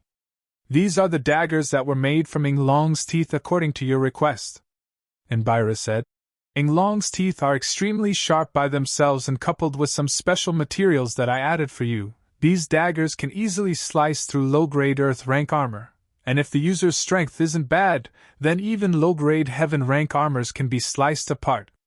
Some special materials? Asked Yang Yi. Enbiru nodded and said, If I'm not wrong, then you're probably getting these daggers for assassins, right? Yang Yi nodded and didn't conceal it, nor was he able to conceal it. After all, countless people had seen those 10 assassins that had made an appearance outside Ancient Domain City to assassinate the Devil Profounders. I added some venom. Once the enemy is touched by the venom on these daggers, then even a spirit realm expert would find it impossible to resist without the antidote. Moreover, the venom is corrosive, and it's extremely damaging to dark treasures. So, it's extremely suitable for assassins, said Enbiru. Yang Yi was delighted when he heard this, and then he put the daggers away and said, Thank you, Madam. It's just a small matter. Enbiru shook her head and said, I have a few things for you. They might be of help to you in Hidden Dragon Pagoda. As soon as she finished speaking, Enbiru moved her finger lightly before 5 dark treasures appeared in front of Yang Yi, and Yang Yi was unable to maintain his composure upon laying eyes on them. The first dark treasure was a sword made of bone. Yes, the entire sword was completely crafted from a bone. It was around a meter long, 2 fingers wide, and it had sawtooth for its edges. Besides that, it didn't have any luxurious decorations on it at all. It was just that simple sword made of bone. However, Yang Yi was fond of this sword as soon as he laid eyes on it, and it was for no other reason than because he liked how simple it was. This sword was crafted from the vertebrae below Ing Long's neck, and it's the hardest part of his entire body. Enbiru said, I added almost 100 types of high-grade minerals into it as well. It doesn't have any special effects, and it's just especially hard. It's impossible to destroy it with ease even with a Tao artifact. Yan Yi nodded when he heard this, and then he flicked his finger. A strand of flame flashed into appearance, and attached itself onto the bone sword. In an instant, it became a flaming sword that was enveloped by the nether ghost flame, and it immediately became crimson red. Moreover, traces of red liquid instantly appeared within the sword, and they ceaselessly circulated through the sword to form an extremely bizarre and mysterious scene. When the nether ghost flame appeared here, a beautiful woman instantly appeared by Elvira's side, and her eyes carried a wisp of a solemn expression as she gazed at the nether ghost flame. Conversely, Elvira seemed very calm, and she just had slight curiosity in her eyes. After a short while, the bone sword grew even more crimson red from being burned by the nether ghost flame. However, it wasn't damaged at all. Of course, Yan Yi hadn't fully released the strength of the nether ghost flame, otherwise, not to mention this bone sword, even a Tao artifact would probably be unable to endure it. Even though he hadn't fully released the nether ghost flame's strength, Yan Yi was already very satisfied with this bone sword. Meanwhile, Elvira suddenly asked, "This is that natural treasure?" Yan Yi nodded and said, "It was given to me by a senior." Yan Yi summoned the nether ghost flame back into his body as soon as he finished speaking. "Oh," said Elvira. She sensibly avoided asking any further questions, and she was just filled with slight wonder. She wondered who that senior Yan Yi spoke about was? Because that senior had actually given a natural treasure away. Of course, she was even more concerned about that senior's strength because how could someone capable of giving a natural treasure away be weak? Yan Yi played with the bone sword for a while, and then he placed it into his spatial ring. After that, he gazed at the remaining dark treasures. The remaining 4 dark treasures were 2 gloves shaped like dragon claws and a pair of shoes. "These were crafted from Yinglong's claws," Elvira explained and said. "The dragon claws are extremely sharp, and they are much sharper than that bone sword from before. Moreover, I added a spirit mineral, refined dark steel, that's at the level of pseudo-Tao artifacts. The already sharp dragon claws grew even more terrifying. Simply speaking, it can even easily tear apart a low-grade heaven-rank armor." Yan Yi gestured with his hands, and then dragon claws instantly flew into his palms, and then they fused completely with his hands. In less than a second, his hands had been transformed into dragon claws. With a light wave of his hands, a sharp whistle from air being torn apart instantly resounded. "How sharp! How formidable!" Yan Yi spoke in a low voice as he gazed at the dragon claws on his hand. "Of course it's formidable." Elvira smiled and said, "If you're able to envelop those dragon claws and the dragon bone sword with your nether ghost flame, then you should be able to resist in Nanjing's sky split. Of course, it mainly depends on your usage of the nether ghost flame, otherwise, they'll be unable to resist sky split." Yan Yi glanced at Elvira, and then his gaze descended onto the shoes. "Even I'm slightly reluctant to give this dark treasure to you." Meanwhile, Elvira chuckled lightly and said, "It can be said to be the best amongst these dark treasures, and it's the most useful." "Oh?" Yan Yi said. "Please do tell." "It increases speed. It can improve your speed by 3 times without providing it any profound energy. If you provide it profound energy, then it'll be able to instantly improve your speed by 5 times. Moreover, it has the effect of those dragon claws, and it's extremely sharp and can be utilized against your enemies. Of course, there's an even more important effect, and it's that these shoes have a high-grade heaven-rank combat technique that my aunt crafted into them, rapid shift. So long as it's activated, it'll be able to instantly improve your speed by 10 times. You should be very well aware of what 10 times your original speed represents. Of course, it consumes a huge amount of profound energy, and even a peak spirit realm profounder would only be able to barely utilize it. Yan Yi was fond of it, he was very fond of it. If this boost of 10 times his speed was coupled with the 9th Hell Cold Gale, then his speed would be something that even a spirit realm expert couldn't catch up to. Or perhaps, so long as he desired it, Then he would even be able to instantly annihilate a spirit realm expert with a single strike. Since he was fond of it, he took action. Yang Yi decisively wore them on his feet. It wasn't uncomfortable at all, and everything was perfect. And Bairu glanced at Yang Yi. She didn't say anything and just took a light sip of her tea. After he put everything away, Yang Yi raised his head to gaze at Bairu, and then he said, "Madam, even though I provided the main materials for all of this, but I know if it wasn't for your help, then just the dragon corpse was far from sufficient to craft so many terrifying dark treasures. There's nothing free in this world. Madam, tell me your conditions." And Bairu had a trace of a smile on her face as she put her teacup down, and then she said, "With young Master Yang's strength, perhaps getting the first might be difficult, but the top 5 wouldn't be a problem. Young Master Yang will be able to obtain karmic luck from the dragon vein by attaining the top 5, and you alone aren't able to utilize all the karmic luck obtained by one of the top 5. So, you want me to give some karmic luck to your clan?" Yan Yi's brows knit together slightly as he said, "Even karmic luck can be divided?" "Of course it can," Bairu said. "While you're being bestowed with karmic luck, so long as it's a person, power, or sect that appears in your mind, then the karmic luck will automatically descend onto them."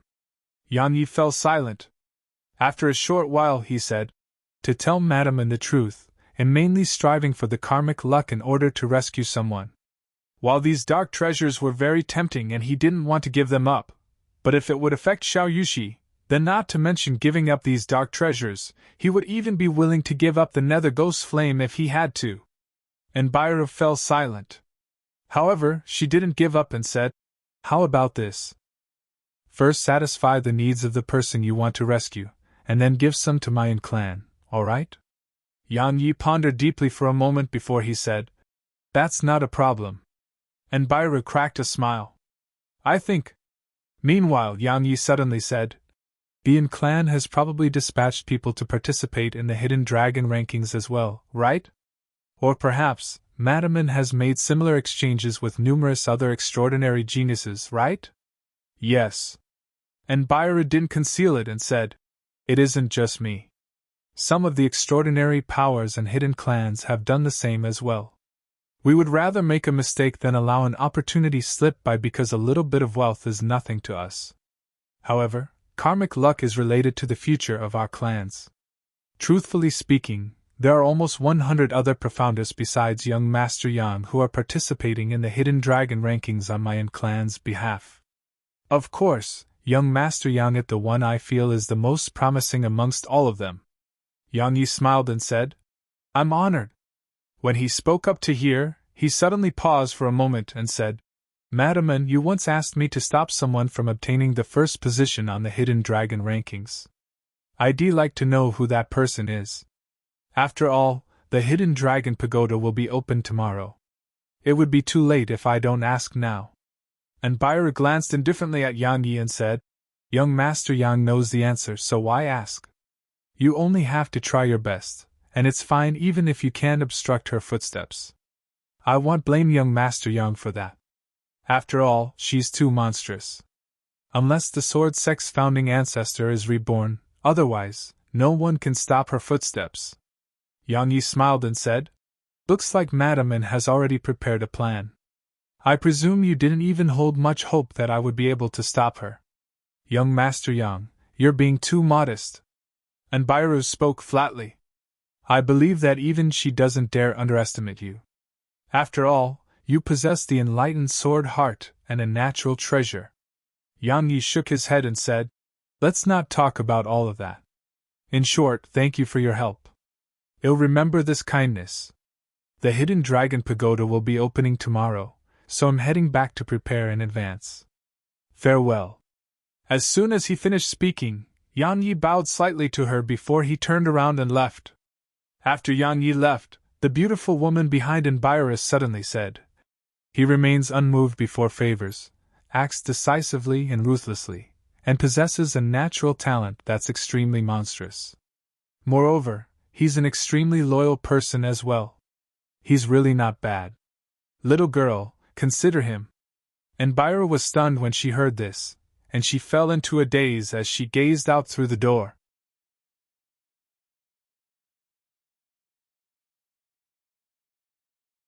Chapter 365 Open. On the third day, the first glimmer of dawn had just descended to the world when numerous figures had flashed out from within ancient domain city. Before long, more and more figures did the same. In the end, countless figures had flashed out from within the city, and all of them were flashing towards a single direction. Today was the day that the Hidden Dragon Pagoda would be opened.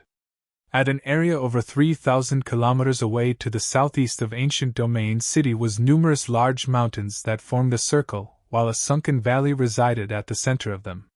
It was a practically perfect circle, and it was over 10 m wide. Countless profounders stood at the peak of the mountains. At this moment, all of them were excited because they'd been in the ancient battlefield for many months and had waited throughout these months. Now, the time for the Hidden Dragon Pagoda to be opened had finally come, so how could they not be excited? As he stood amongst the crowd and gazed at the valley, Yang Yi was excited as well because he was one step closer towards waking Xiao Yushi up. However, he also had a heavy feeling as well, because he knew how brutal it would be once the Hidden Dragon Pagoda was opened. The Hidden Dragon rankings that would be carried out within the pagoda was incomparable to the Ascension rankings. Because the Ascension rankings consisted of battles that stopped upon victory, but the Hidden Dragon rankings wasn't the same. It consisted of battles that only ended with the death of one party. The Hidden Dragon Pagoda was divided into 5 levels, and one's speed of cultivation on every single level was different. On the first level, cultivating for a single day was equivalent to 10 days of cultivating in the outside world. On the second level, cultivating for a single day was equivalent to 20 days of cultivating in the outside world. On the third level, cultivating for a single day was equivalent to 1 month of cultivating in the outside world. On the fourth level, cultivating for a single day was equivalent to 3 months of cultivating in the outside world. As for the fifth level, Yang Yi didn't know its effects because only the geniuses who had ascended to the level knew the answer. Under such circumstances, countless people naturally desired to ascend to the highest level because the Hidden Dragon Pagoda would only be kept open for 10 days. Thus there was a problem. The Hidden Dragon Pagoda had an extremely brutal rule, and it was that besides the first level, every other level could only accommodate 100 people. Moreover, the fewer the people on a level was, the denser the karmic luck there would be, and everyone would get a larger share. So, the weak would naturally be eliminated, whereas, elimination represented death. Because it was impossible to leave the pagoda until the Hidden Dragon rankings was completed. As for why it was impossible to leave, the information Yang Yi gathered didn't have the answer to that question. In any case, one could only leave the Hidden Dragon Pagoda once the Hidden Dragon rankings had come to an end. Of course, if one didn't possess sufficient strength, then it was best to stay obediently on the first level, even if competition still existed on the first level. What were they competing for? It was naturally for karmic luck. However, the intensity of this competition was insignificant when compared to the second, third, and fourth level. In short, for the sake of being able to improve their strengths at a quicker rate, the countless profounders here would fight desperately in order to charge up the pagoda. This process was called ascending the rankings. The process of ascension was extremely brutal because from the second level, every time an extra person arrived on the level, it represented the death of another. The Hidden Dragon Pagoda was a paradise of cultivation for profounders because their strengths would improve at an extremely swift pace. Moreover, they would even be able to obtain karmic luck and enjoy the providence of the heavens and the earth. However, at the same time, it was also hell for profounders because one could lose one's life at any time while residing within the pagoda. Actually, the most exciting part of the Hidden Dragon rankings was the competition on the fourth level. There was a combat arena on the fourth level, and it was called the Hidden Dragon Arena. The 10 strongest geniuses would be decided on the arena, and they would be listed on the rankings while their names would spread throughout the continent. Moreover, they would even have the opportunity to receive karmic luck that descended solely onto them. This was the only opportunity one had to obtain a portion of karmic luck that belonged solely to one, and it was only then that one could divide the karmic luck to one's clan, loved ones, or anyone else. So, the most exciting part of the Hidden Dragon Pagoda was the competition to ascend the rankings. Because it was a collision between true geniuses, and it was a true and fierce battle between monstrous geniuses. Ascending the rankings was done by stepping on the corpses of other monstrous geniuses. A fiery red sun gradually ascended on the horizon, while golden rays of sunlight descended and added a thin layer of gold onto the profounders here. And Nanjing, who held Sky Split in her hand, appeared before everyone. At the same time, a white-haired old man appeared as well. The white-haired old man glanced at Nanjing and nodded lightly to her before he swept his gaze towards the profounders in the surroundings. He said, "Does anyone intend to withdraw? It's your last chance. Once you enter the pagoda, then you can only leave once everything comes to an end." "No!" the thousands of profounders in the surroundings replied in unison. "Withdraw? What a joke! How difficult had it been for them to arrive at the Southern Territory and the ancient battlefield here? How could they possibly live up to the expectations of their clansmen, sects, or themselves if they were to withdraw now? Most people were selfish, but they had determination as well. If they were to withdraw now, then would they be any different from cowards?" The white-haired old man nodded, and then he gazed at Nanjing. The latter understood the white-haired old man's intentions, and she made a tossing motion with her right hand. The Sky-Split's spear shot into the white-haired old man's hand. A wisp of a complicated expression flashed in the old man's eyes as he gazed at Sky-Split that he held in his hand. After all, the spear in his hand was Sky-Split, the dark treasure of all the martial gods of the past. The white-haired old man shook his head before his figure flashed up into the air, and then he suddenly utilized Sky Split to strike the valley below him.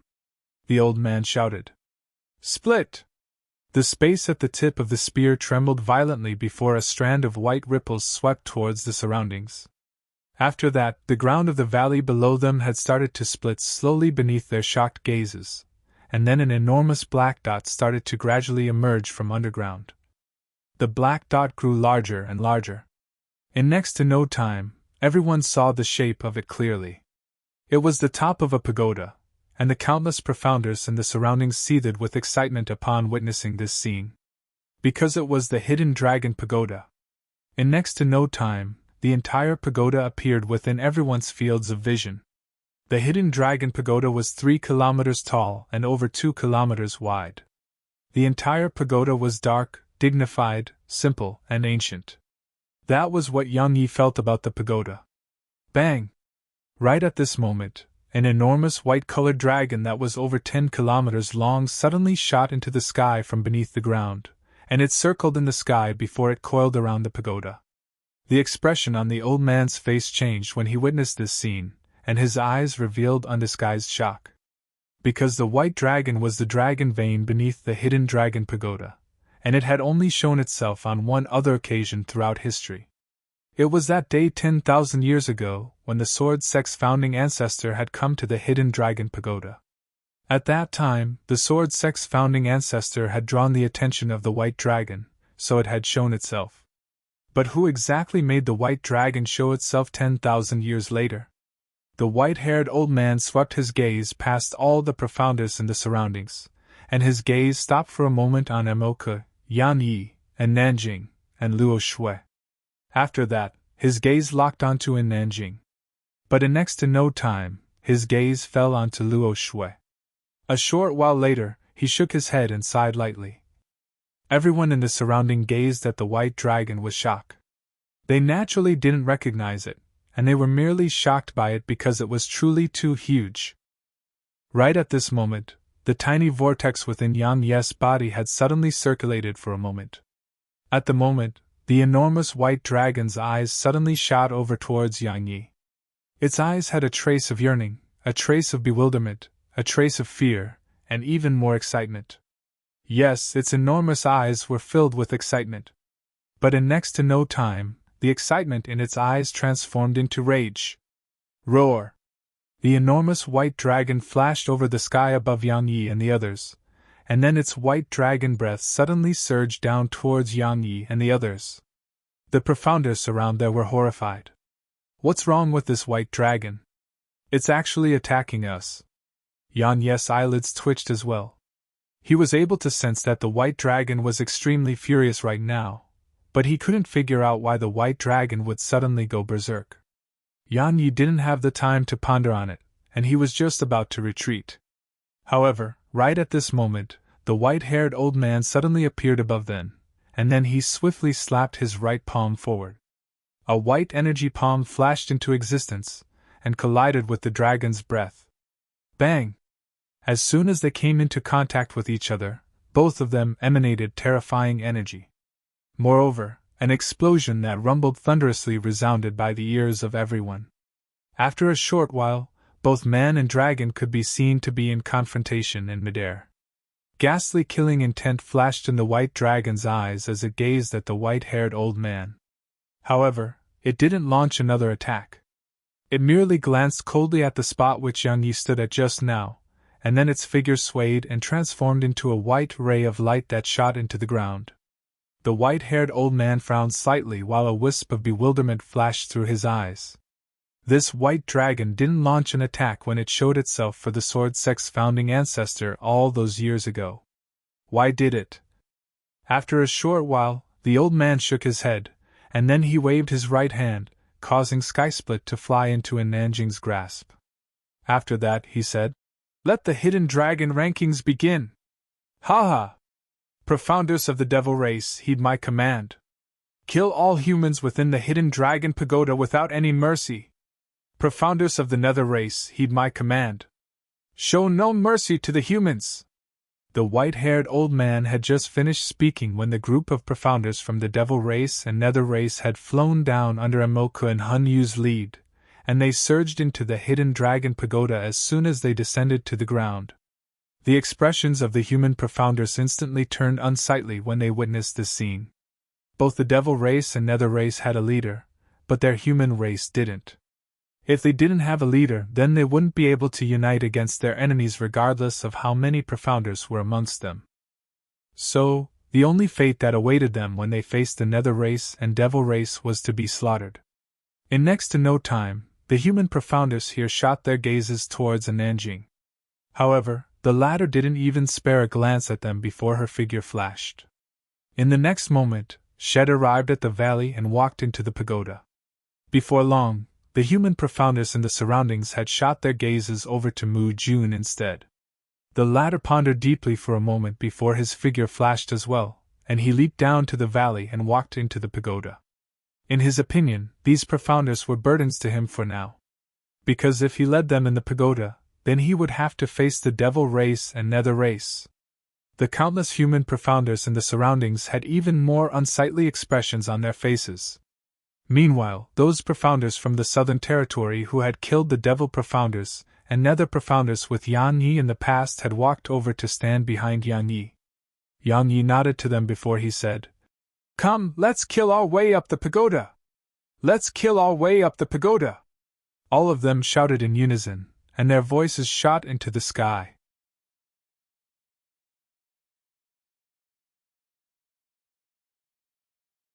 Chapter 366 Chosen One. After they entered the hidden dragon pagoda, Yang Yi and the others instantly felt a wave of comfort sweep throughout their bodies. Why? Because the spirit energy of the heavens and the earth here was truly too dense and extremely pure. It was without the slightest impurities. The space on the first level was extremely wide, and it could accommodate over a few tens of thousands of people. However, there was a total of 70 or 80,000 profounders participating. In other words, blood would definitely flow into rivers. Less than a few breaths of time after Yang Yi and the others had entered the pagoda, countless human profounders had charged in successively, and then all of them seemed as if they'd been injected with a stimulant upon sensing the dense spirit energy on the first level. It caused their bodies to seethe with excitement. However, a problem quickly arose. Because more and more profounders were entering, and the first level was quickly filled up. So, some profounders had no choice but to head to the second level. But after they arrived there, the situation was still the same because the second level couldn't accommodate such a huge amount of human profounders as well. Thus, these human profounders headed to the third level.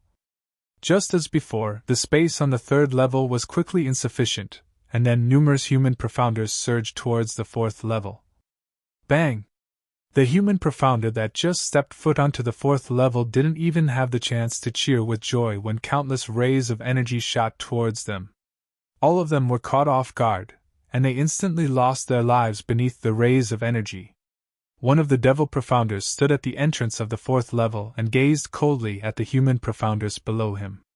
He said in a savage voice, "Humans, take a step forward and die! Die my ass!"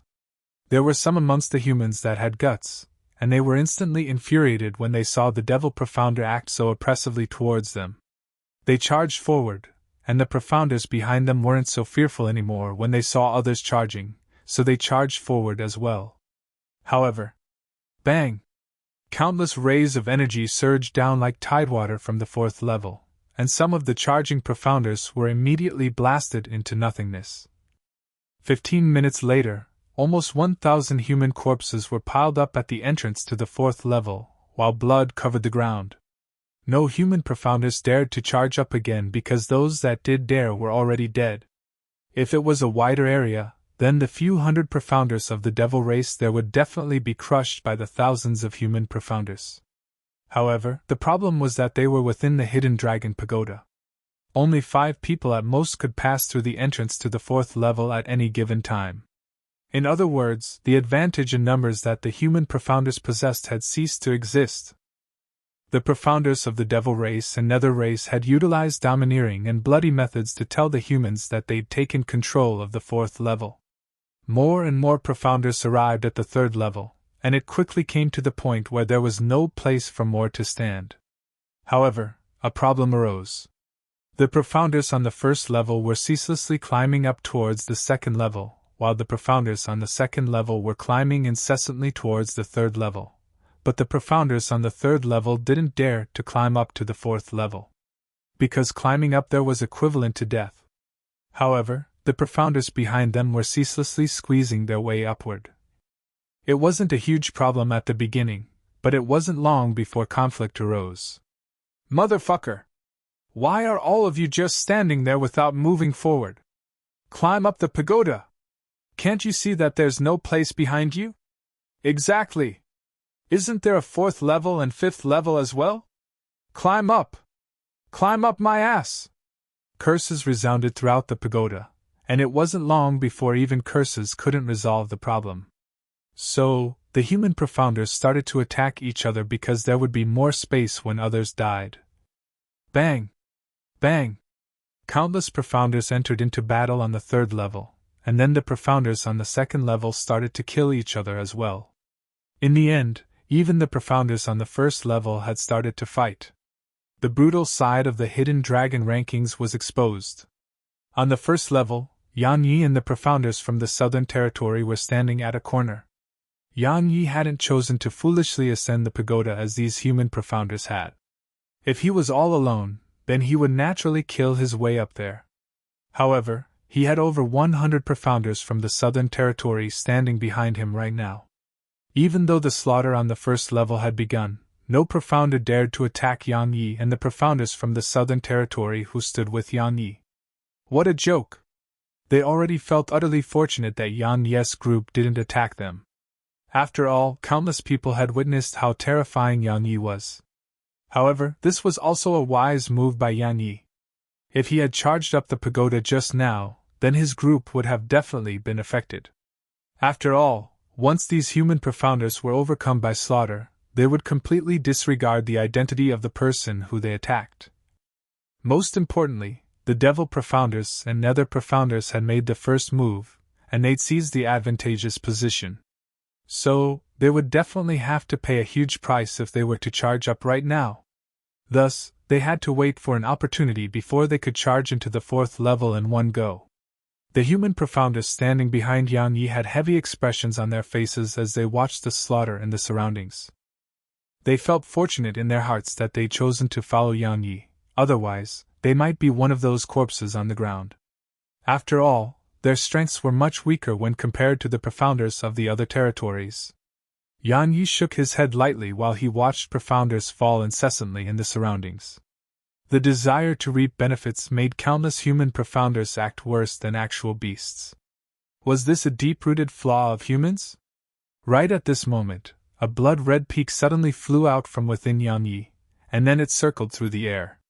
Subsequently, the corpses and blood of the dead profounders were instantly absorbed into the pearl. The pearl of baleful blood.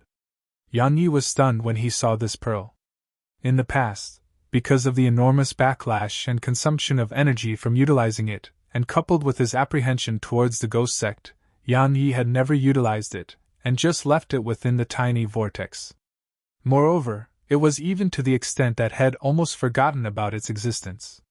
So, never had he imagined that it would actually make an appearance on its own. Was it attracted by the aura of slaughter here? Yan Yi seemed to have come to an understanding as he gazed at the corpses and blood that covered the ground. All the profounders who were slaughtering each other had instantly stopped fighting when they saw Yan Yi's pearl was absorbing the corpses and blood. However, they quickly started another round of slaughter. There was no other reason than because they didn't dare to attack Yan Yi. Not to mention that Yan Yi had over 100 profounders standing behind him. They wouldn't dare attack him even if he didn't. After all, they were only taking over 100 spots and not the entire level. So, only an idiot would attack Yan Yi's group.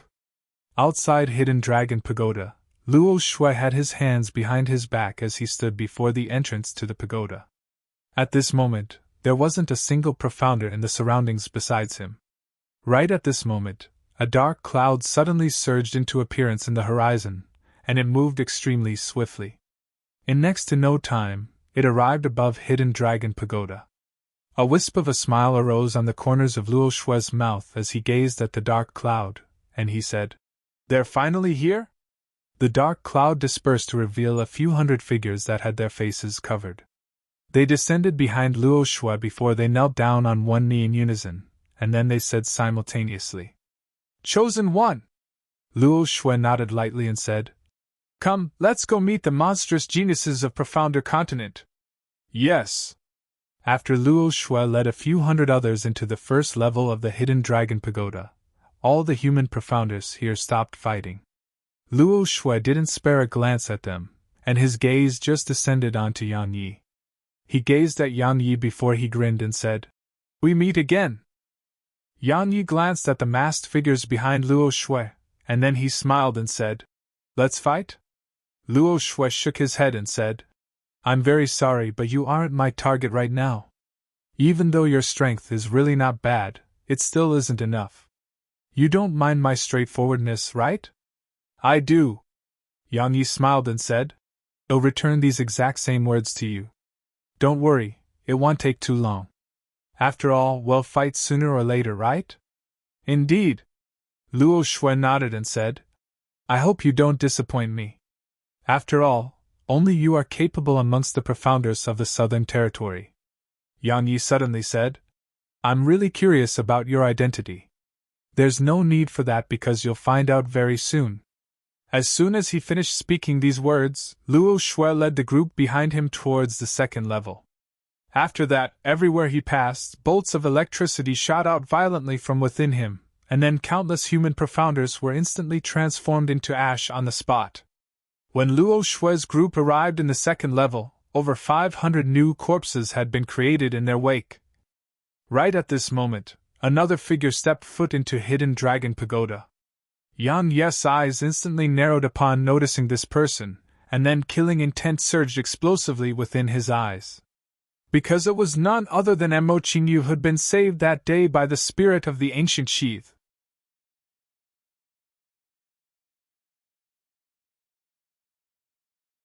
Chapter 367. Anyone?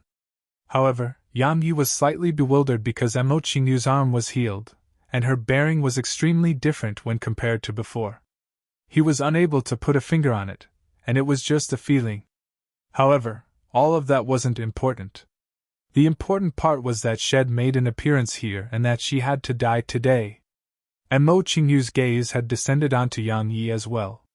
However, she quickly withdrew her gaze and walked towards the second level. However, right at this moment, a ray of light tore through the air and instantly arrived in front of Mo Qingyu.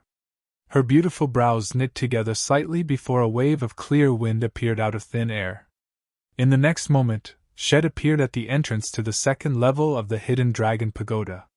At the moment before she stepped into the second level, she suddenly stopped and said, "There's no rush.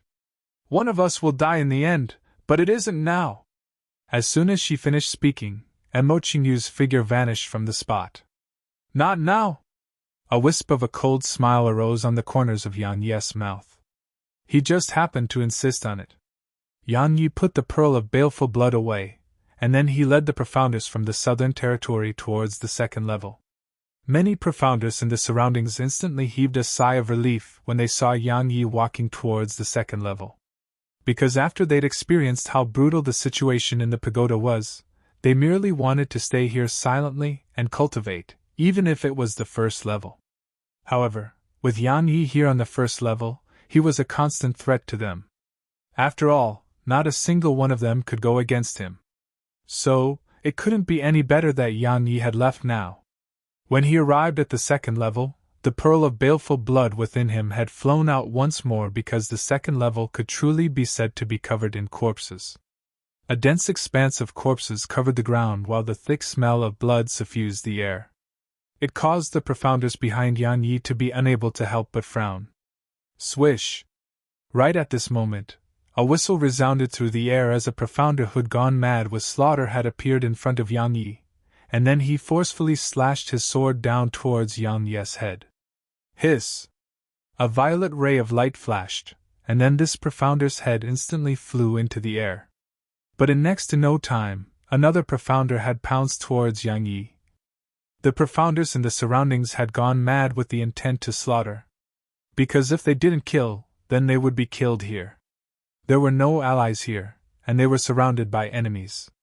So, they had to kill anyone they saw because the others did the same. Under such circumstances, the Profounders on the second level had gone completely berserk. There was only a single thought in their minds, and it was to kill because failing to do so represented death. After killing almost 100 Profounders in succession, some of the Profounders in the surroundings had finally realized that something was off, and then they looked over towards Yang Yi. When they saw Yang Yi, all of their minds instantly cleared up. After all, they'd personally witnessed the scene outside Ancient Domain City where Yang Yi fought those 4 peerless geniuses by himself. All of them stopped attacking, and then they automatically opened up a path for Yang Yi's group. What a joke! They had no intention of offending Yang Yi at all. Yang Yi glanced at them before he shook his head and said, "How sad! All of you have the courage to attack others from your own race, yet you don't dare to attack the Nether race and Devil race. Don't all of you think that it's sad?" All of them fell silent. Meanwhile, a Profounder grunted and said, "Attack the Nether race and Devil race? Yang Yi, it's easy for you to say. Their strengths are superior to ours, and coupled with the fact that they occupy an advantageous position, how could we possibly act against them? So you act against others from your own race?" Yang Yi gazed at that Profounder and sneered. "Right. Since you can't defeat the Profounders from the Devil race and Nether race, so all of you directed your blades towards your own kind. Because your own kind is weak, and all of you can defeat others from your own race. Once you kill them, you can cultivate here and obtain karmic luck, right?" That Profounder's expression had turned slightly unsightly. Needless to say, when he thought about what had done, he realized that it was exactly as Yang Yi had said, and that was exactly the thoughts that he had. It wasn't just him, weren't all the other Profounders here the same? Meanwhile, another Profounder smiled bitterly as he spoke. "I just want to cultivate. But are all of you cultivating now?" Yang Yi said. "Do all of you dare to cultivate now? There are enemies all around you, so would you dare to relax for even a moment? All of you wouldn't dare to do that because if you relax in the slightest, then you'd probably be annihilated by someone around you. In other words, the goal of cultivating in peace represents the annihilation of everyone around you. But do all of you think that you can accomplish it?" All of them fell silent. "I'll give all of you a chance right now. Meanwhile, Yang Yi glanced at them and said, "All of you are aware that the energy in the fourth level is much denser than the first, second, or third level. I presume that many of you would be able to advance into the spirit realm if you cultivate there for 10 days. Now I'll give all of you a chance. Do any of you dare to follow me and kill our way up there?" All of them were slightly tempted.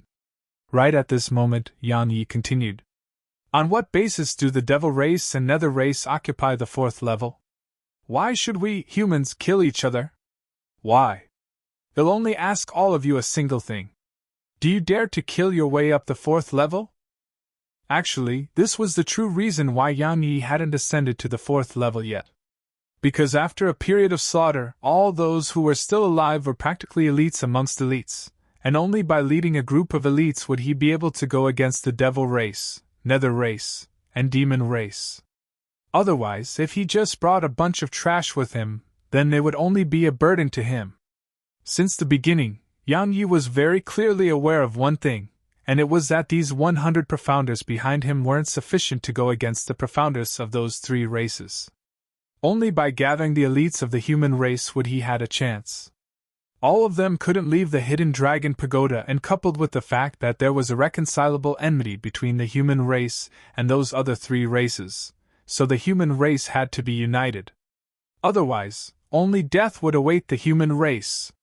Moreover, he was clearly aware that most human profounders were selfish. If he were to try and gather them in the beginning, then perhaps many would follow him, but there would definitely be many amongst them who harbored ill intent.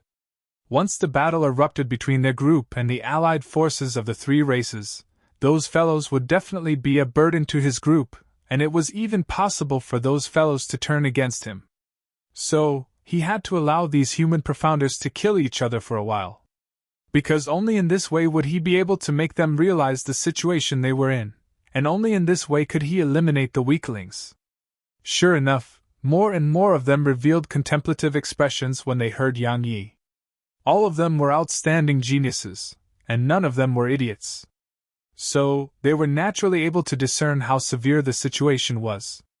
Indeed, if the human race killed each other and dwindled in numbers, at that time, the human profounders would lose their numerical advantage. Then how would they go against the three races?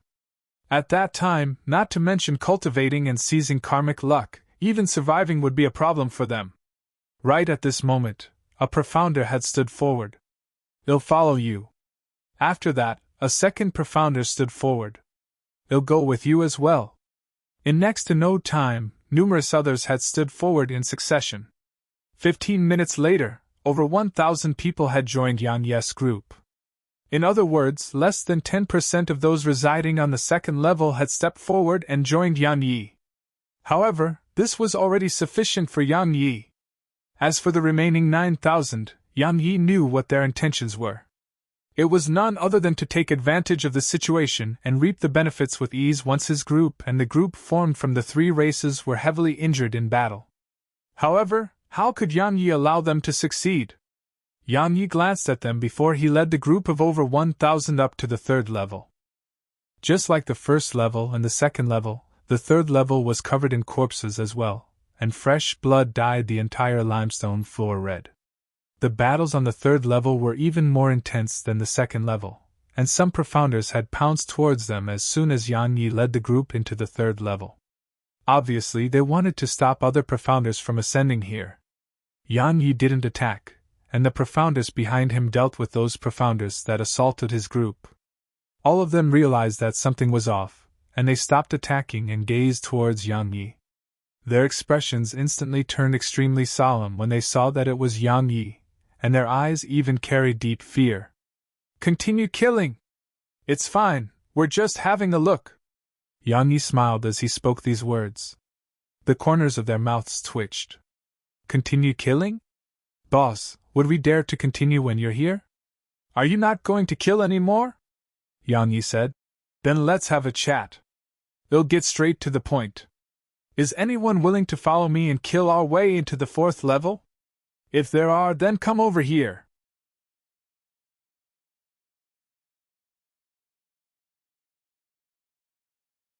Chapter 368 Die. All of them were stunned, and then they maintained silence upon recovering from their shock. They wanted to kill their way into the 4th level as well, and they'd even tried to. However, were the corpses that were piled up like a mountain at the entrance not obvious? How could they kill their way up there when the devil profounders were standing guard there? Going up represented certain death, and they had a chance at survival if they remained here. You don't dare? A wisp of ridicule arose on the corners of Yang Yes' mouth, and then he said, The devil, nether, and demon race don't even amount to 2,000 profounders in total, but how many human profounders are there? Let's forget that those 3 races bullied, humiliated, and oppressed all of you at the ancient battlefield. Now, the hidden dragon pagoda is related to your futures and the futures of your clans or sect. So are all of you still willing to continue suffering oppression and humiliation? All of them still remained silent. After all, ascending to the 4th level represented going against the 3 races. Amoke, Hunyu, and the violet-robed man who led a group of mysterious experts were utterly not existences that they could resist. There were experts amongst the human profounders like that woman called in Nanjing. But unfortunately, she didn't pay any regard to them. Yan Ye's strength wasn't bad, but the problem was that he was all alone. So, could he resist those 3 experts? Even though Yang Yi had once fought 4 geniuses by himself, it wasn't a battle of life and death. Could Yang Yi still accomplish a similar feat if it was a life-and-death battle? Simply speaking, fear had been beaten into the hearts of these human profounders. The ridiculing smile on Yang Ye's face widened when he saw them remain silent. Do all of you think that so long as you clear out a spot here and cultivate properly, then those profounders of the nether, devil, and demon race would let all of you go? Just think about it yourself. Would they let all of you go? They won't. Ensure that they'll come down to clean up the area once all of you fought and killed each other to a certain extent. At that time, how would all of you resist them? Even if we did head up right now, how would we resist them? Meanwhile, a profounder asked a question in reply instead. With your lives, Yang Yi said. If we head up now, then we'll be fighting a life-or-death battle because we still have the qualifications to do so. All of you must realize that while you're killing each other, they are cultivating painstakingly up there. Coupled with the fact that the energy there is much denser, they'll definitely advance into the spirit realm before all of you. Once that happens, then tell me if you'll still have the ability to risk your life with hopes of defeating them? Their eyelids twitched upon hearing this, and they realized that they'd forgotten this. Right, once they advance into the spirit realm, then the only fate that awaits us would be death. Our strengths are already weaker to them, so if they were to advance into the spirit realm, then how could we possibly fight them? He's right. Meanwhile, a man suddenly walked over from the 2nd level. He was none other than one of the 3 outstanding geniuses from the Central Territory, young Master Shiluo, who hadn't shown himself in public for a long time. Young Master Shiluo walked over and stood in front of them before he said, Yang Yi is right. If all of you don't unite, then only death awaits all of you. Young Master Shiluo, you 3 outstanding geniuses of the Central Territory intend to ally with Yang Yi? One of the profounders asked this question with a slightly excited tone. Because if the 3 of them were to join forces with Yang Yi, then the human profounders didn't have to fear the devil, nether, and demon race anymore. The 3 outstanding geniuses of the Central Territory? Young Master Shiluo laughed with self-ridicule and said, From now onward, there's only one outstanding genius in the Central Territory. All of the others were puzzled. Li Qingshui and Nan Gongmeng are dead. Right when the profounders in the surroundings were bewildered, young Master Shiluo said, It was a mysterious expert who killed them, and according to my investigation, that mysterious expert isn't a human. In other words, our human race has another extraordinarily terrifying enemy. So if all of you don't unite and still intend to kill each other, then could there be any other fate besides death that awaits all of you? Shock appeared on their faces when they heard that Li Qingshui and Nan Gongmeng were dead. The 2 of them were part of the 3 outstanding geniuses of the Central Territory, and they'd even overcame the heaven entrance. Moreover, the 3 of them had even joined forces to kill an Exalt Realm expert in the past. Who could have possibly been able to kill them? Amoke or perhaps Hun Yu? Yang Yi frowned as well. Li Qingshui and Nan Gongmeng's strengths were extremely formidable, and it was very difficult to kill any one of them. Yet now, both of them had been killed. Who has the strength to accomplish that? Emoke? Hun Yu? The martial god in Nanjing? Or perhaps it was Luo Shui? In short, no matter who it was, he couldn't be careless. Because any shred of carelessness in the hidden dragon pagoda would lead to his death. Meanwhile, one of the profounders from a 9th-rank sect stepped forward and asked with a slightly perturbed expression. Young Master Shiluo, have senior brother Li and senior sister Nangong really perished? Shiluo nodded and said, At that time, the three of us were about to head to the desert of death. I got into an argument with Li Qingshui on the way there, and then I left out of anger. In the end, they were gone when I went back to look for them, and there were signs of battle at the scene. The person that killed them was extremely strong, really extremely strong. That person was strong to the point they didn't even have the chance to flee. The hearts of the countless profounders present here and the surroundings shook upon hearing this. Even existences as formidable as them had no chance to flee. My God! If we encounter them, then would we even have room to resist? Who exactly was it? Who exactly is so monstrous and terrifying? Someone asked. Senior Brother Shiluo, can you confirm that it was a King Realm Profounder who killed them? Shiluo nodded and said, In the beginning, I didn't believe that a lone King Realm Profounder could kill them both as well. So, I went to look for Elder Qianhuan.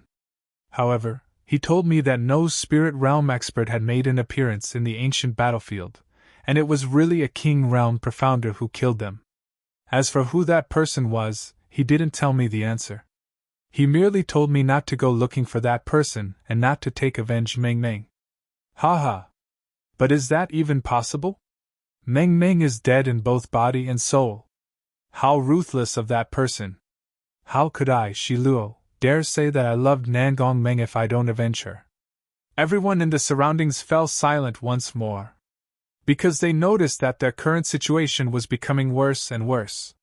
The hidden dragon pagoda would only be open for 10 days, and they wondered if they could survive through these 10 days. Yang Yi gazed at Shiluo and asked, Can you determine who killed them? I can't. Shiluo shook his head and said, But only those few people here can pose a threat to them. Emoke, Hun Yu, and Mo Qingyu, that mysterious violet-robed man, and Nanjing. Right, you Yang Yi as well? The strength all of you've revealed on the surface is insufficient to kill them on your own. In other words, someone amongst all of you has definitely concealed his or her strength. Haha. Actually, it should be said that all of you have concealed your strengths, right? Yang Yi shook his head and said, I'm in need of forces. So can I count you in? Otherwise, I'm not confident in my ability to fight the members of those three races. Of course. Shiluo smiled, and then he stood by Yang Yi's side. Count me in as well. Meanwhile, another man leaped up from the second level, and Yang Yi knew this person as well. It was Ji Yanshi. A wisp of a smile arose on the corners of Yang Yi's mouth when he saw Ji Yanshi, and he said, Welcome. Ji Yanshi chuckled and said, How could I, Ji Yanshi, not be there when you're going to kill those bastards from the devil race and nether race? I've been unable to bear the sight of them for a long time. Now that I have the chance today, then I'll kill to my heart's content. Yang Yi smiled, and then he glanced at the other profounders on the third level before he said, Anyone else? Count me in. Count me in. When they saw that both young Master Shiluo and Ji Yanshi had chosen to join Yang Yi's group, some braver profounders on the third level who possessed comparatively formidable strengths had immediately stepped forward as well. After all, some of the profounders here had great aspirations of their own, and the speed of cultivating in the fourth level was far superior to the third level. So, now that they had an expert to lead them, how could they possibly refuse to head up there? However, only a few hundred profounders had stepped forward while the remaining profounders still maintained their silence. In the opinion of these profounders who'd remained silent, the chances of winning a fight to the death with the profounders from those three races was very tiny. Moreover, defeat represented death. Even though there was slaughter on the third level as well, their strength was fundamentally the same, so they had a chance to survive. But what about their chances of survival if they headed up there? In short, the third level was much safer than fighting the devil, nether, and demon race to the death. In next to no time, Yang Ye's group had grown to possess over 2,000 members. Even though it was merely 2,000 plus profounders, Yang Yi was already extremely satisfied. Why? Because these 2,000 plus profounders were unafraid of death. They were courageous experts that were ready to die. The difference in strength wasn't important because strength was useless if one didn't have guts. Yang Yi flipped his palm, and dragon bone appeared in his hand. A wisp of a ruthless expression flashed in his eyes before he roared with laughter. Then allow me to open up the path. Let's kill our way to the fourth level. As soon as he finished speaking, his figure flashed, and he was like a violet glow of the sword as he shot violently towards the entrance of the fourth level. Let's kill our way into the fourth level. Clamorous shouts resounded behind Yang Yi.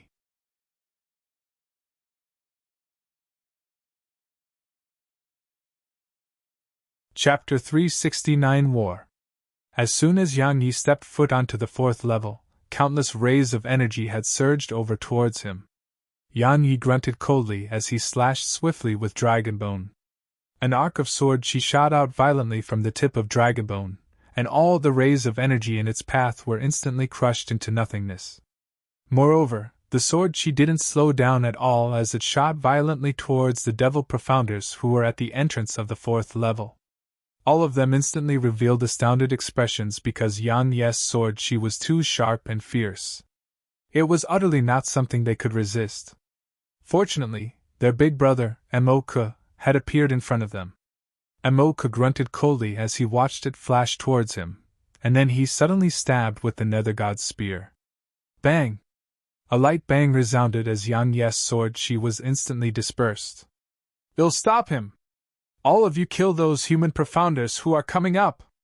Embark spoke indifferently, and then he pointed the Nether God's spear at Yang Yi while the devil energy within him surged explosively. A wisp of a ruthless expression flashed in Yang Ye's eyes when he saw those devil profounders pouncing towards the humans. A few dozen swords flashed into the air with a wave of his right hand, and then he issued a command in his heart. Those swords transformed into rays of light that shot explosively towards the devil profounders. For the sake of allowing all the human profounders to ascend into the fourth level, Yang Yi had utilized the Soul-Seek sword technique as soon as he attacked, and had even utilized his peak 6th level slaughter sword intent. Embark frowned when he witnessed this scene, and then his figure flashed with the intention of stopping those swords. However, right at this moment, Yang Yi suddenly appeared in front of Embark. "I'm your opponent!" As soon as he finished speaking, Yang Yi suddenly slashed his sword at Embark. "Fuck off!"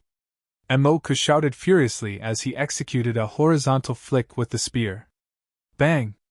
The formidable force within their attacks caused both of them to instantly move a few steps back. Embark was just about to attack when a few dozen shrill cries resounded. When he raised his eyes to look over, he saw that the heads of a few dozen devil profounders had been chopped off by Yang Ye's swords. Embark's expression suddenly turned savage when he witnessed this scene. Meanwhile, Ji Yanshi, Shi Luo, and the other 2,000 plus human profounders had surged up into the fourth level. Meanwhile, the profounders from the devil race, nether race, and demon race had arrived behind Embark. Both sides stood in confrontation. The atmosphere between them was tense, and a war could break out at any moment. "Embark, I told you that we should dispatch more people to guard the entrance." Han Yu spoke in a low voice by Embark's side. "Even though most humans are weak, there are some experts amongst them. So, we shouldn't underestimate our opponents. It's pointless to speak about it now." The killing intent in Embark's eyes seemed material as he said in a ghastly voice, "A debt of blood must be paid with blood." Han Yu nodded and said, "Since it's like that, then let's kill." "Kill." Embark spoke in a cold voice. "Kill." A wisp of a savage expression surged into Yang Ye's eyes, and then his figure flashed and shot explosively towards Embark. "Kill." regardless of whether it was the human profounders, the devil profounders, demon profounders, or nether profounders. At this moment, all of their eyes had turned red and surged with a horrifying intent to kill. A war erupted between them. Yan Yi kept Emoka busy, Ji Yanshi did the same to Hanyu, whereas Shi Luo led the human profounders to fight an intense battle with the members of the three races. Shi Luo wanted to help Yan Yi and Ji Yanshi, but he couldn't. Why couldn't he? Because the human profounders would collapse without a leader. As he fought Emoka, Yan Yi felt fortunate in his heart. He felt fortunate that he possessed Dragon Bone because the Nether God's spear was truly too terrifying. Especially when it was utilized by Emoka. An ordinary Earth-rank sword would be utterly unable to endure the strength possessed by the Nether God's spear and Emoka. Both Emoka and Yan Yi were on par in terms of strength, and even if they abandoned their defenses and allowed each other's strike to hit their bodies, they wouldn't die because of the physical defense they possessed. At the very most, they would just suffer minor injuries. So unless they fought with their lives on the line and utilized all their trump cards, it was impossible for them to harm each other. However, both of them were unwilling to expose their trump cards right now. After all, there were even more experts waiting for them. If they were to expose their trump cards now, then they would lose one at the very least. So they were quite depressed during the battle as both of them understood this principle. But they had no choice but to fight. Yan Yi gradually started frowning because he noticed that Ji Yanshi was slightly unable to resist Hanyu and was forcefully suppressed by Hanyu. If it wasn't for his sword intent, then Ji Yanshi would have probably lost a long time ago. Once Ji Yanshi lost, then he would be in danger if he were to face the joint forces of Emoka and Hanyu. This moment wasn't the same as before. He was certain that if Emoka and Hanyu were given the chance, they would definitely kill him even if they had to expose their trump cards. Bang! Dragonbone collided with the Nether God's spear and rumbling resounded through the surroundings. Yan Yi relied on the force of this collision to move backward, and then his figure flashed over to Ji Yanshi. With a flip of his palm, he slapped over 10 types of various talismans on Ji Yanshi. Ji Yanshi was stunned by this, and he was delighted upon recovering from his shock. After that, he said, "Thank you." As soon as he finished speaking, Ji Yanshi shouted, and his sword left a string of afterimages behind as it shot explosively towards Hanyu. The boost provided by those various talismans had allowed Ji Yanshi to finally turn around the situation and avoid defeat, but that was all he could accomplish. After all, the gap between his strength and Hanyu's strength was quite huge, and top-grade talismans could only allow him to avoid defeat for a short period. Yan Yi instantly heaved a sigh of relief when he saw that Ji Yanshi had turned the situation around. However, right at this moment, Emoka had suddenly appeared behind him, and then Emoka's spear struck straight towards the back of his head. Yan Yi's expression changed when he sensed a formidable force approaching from behind him, and he turned around and drew his sword before slashing it downwards. Bang! The sound of metal colliding resounded, and the formidable force from the collision caused both of them to retreat by over 10 m. Emoka laughed coldly as he gazed at Yan Yi and said, "Your companions seem to be unable to persist for long." Yan Yi glanced towards the surroundings, and he couldn't help but frown when he noticed that more and more human corpses were piling up in the surroundings. At the same time, he sighed in his heart. The strength of these human profounders are truly quite weak when compared to the three races. Even though humans outnumber the devil, nether, and demon race, it actually seems to be quite useless. If Shi Luo wasn't there to keep some top-rate experts of theirs busy, then the human profounders would have probably suffered a horrible defeat by now. The humans profounders will definitely lose miserably if this continues. When he thought up to here, Yan Yi took a deep breath before a wisp of a resolute expression flashed in his eyes. With a wave of his right hand, 200 swords shot into the sky, and then he flicked his finger. The nether ghost flame shot over swiftly and instantly attached itself to those 200 swords. After that, the swords locked onto the souls of those profounders of the devil, nether, and demon race before they shot off swiftly like bolts of flaming lightning. Emok's expression changed when he witnessed this scene because he had personally experienced the might of this sword formation that was enhanced by the mysterious flames, and he knew that it was impossible for the others to resist its might. So, Emok immediately shouted furiously while countless strands of devil energy surged out from within him, and then his figure flashed and arrived before the others. After that, he opened his mouth. Roar! A ripple that was visible to the eye swiftly swept out from within Emok's mouth. Everywhere it passed, even space rippled, and when the ripple collided with those 200 swords of Yan-Yes. Bang! In an instant, it was like a thunderclap had resounded on the 4th level, and then a terrifying wave of energy swept swiftly from the point of collision. In an instant, all the profounders in an area of over 10 m around Yan-Yi and Emok had been blasted flying, and then they crashed heavily onto the walls and the surroundings. The devil profounders were in a better state because they possessed formidable physical bodies, so the wave of energy had merely heavily injured them. However, some human profounders were in comparatively miserable states because some weaker human profounders were directly blasted to death by the wave of energy. However, the battle between Yan-Yi and Emok hadn't come to an end. Both of them were blasted flying by the terrifying wave of energy, but they had formidable physical bodies. So, they immediately shot explosively towards each other after they stabilized their figures. At the same time, a violet ray of light flashed while an energy fist covered in black energy shot forward explosively. Bang! As soon as their attacks collided, they swiftly exploded apart. Both of them were locked in battle again, and for a time, they constantly exchanged blows. The spectators in the surroundings were horrified by this scene, because both of them had fully abandoned any intent to defend themselves, and they were fighting a true close-quartered battle. It was an exchange of both sword and spear strikes. In any case, both of them couldn't kill each other, so they were locked in intense battle. Bang!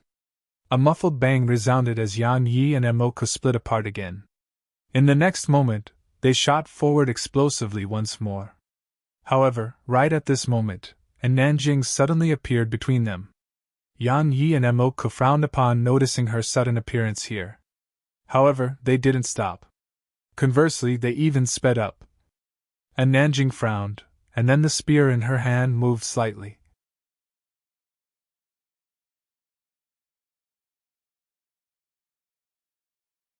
Chapter 370 Hidden Dragon Steel. Bang! Bang! 2 muffled bands resounded. Yan-Yi and Emok retreated incessantly while Nanjing remained completely motionless. A wisp of a solemn expression flashed through both Yan-Yi and Emok's eyes as they gazed at Nanjing. Because this woman had actually instantly withstood their attacks that carried their entire strengths. Moreover, she had even blasted them back.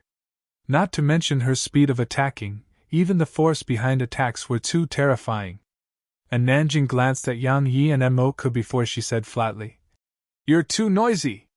As soon as she finished speaking, Nanjing turned around and walked towards the 5th level. She stopped when she arrived at the 5th level of the entrance, and then she said, "Is such a huge place unable to accommodate this little bit of human profounders? If it's like that, then your 3 races are intending to be annihilated here." As soon as she finished speaking, she didn't stay here any longer and walked into the 5th level. Emok and Hunyu's faces sank when they heard this, and their eyes were filled with flames of rage. However, they didn't dare make a move. It wasn't that they were afraid of Nanjing. But at this moment, if they were to fight with Yan-Yes group and Nanjing helped Yan-Yes group, then it would undoubtedly be a huge calamity for the alliance formed from their 3 races. After pondering about it for a long time, Hunyu and Emok gave up on attacking Yan-Yes group again. The members of the Devil race and Nether race were already very few, and they really couldn't endure more losses. Otherwise, they would be ashamed to provide an explanation to the other members of their race even if they seized the first position on the Hidden Dragon rankings. Emok glanced coldly at Yan-Yi and the human profounders behind Yan-Yi, and then he grunted coldly before he led the devil profounders to the side. After that, Hunyu led his clansmen to the side as well. The countless human profounders here instantly heaved sighs of relief upon witnessing this scene. Even though less than 1,000 of them remained right now, they were finally safe in the end. As they sensed the dense energy within the fourth level, the hearts of the human profounders here started thumping violently. When compared to this level, the density of energy in the first, second, and third level are simply trash. If they were to cultivate here, they believed that it wouldn't be long before they could break through from the king realm and attain the spirit realm. Moreover, they were able to faintly sense a form of strange energy entering their bodies while they resided on the fourth level. This energy could only be sensed yet was impossible to see with the eye. In the beginning, they didn't understand what it was. But in the end, after some others reminded them of it, they finally understood that it was the so-called karmic luck that existed here. Karmic luck was the most mysterious and unfathomable thing in the world. It couldn't be seen or felt, but it could be sensed. It couldn't improve one's strength or improve one's natural endowment, but it was extremely important, and it was even more important than one's natural endowment. Because it could change a person, a sect, or a clan's fate and destiny.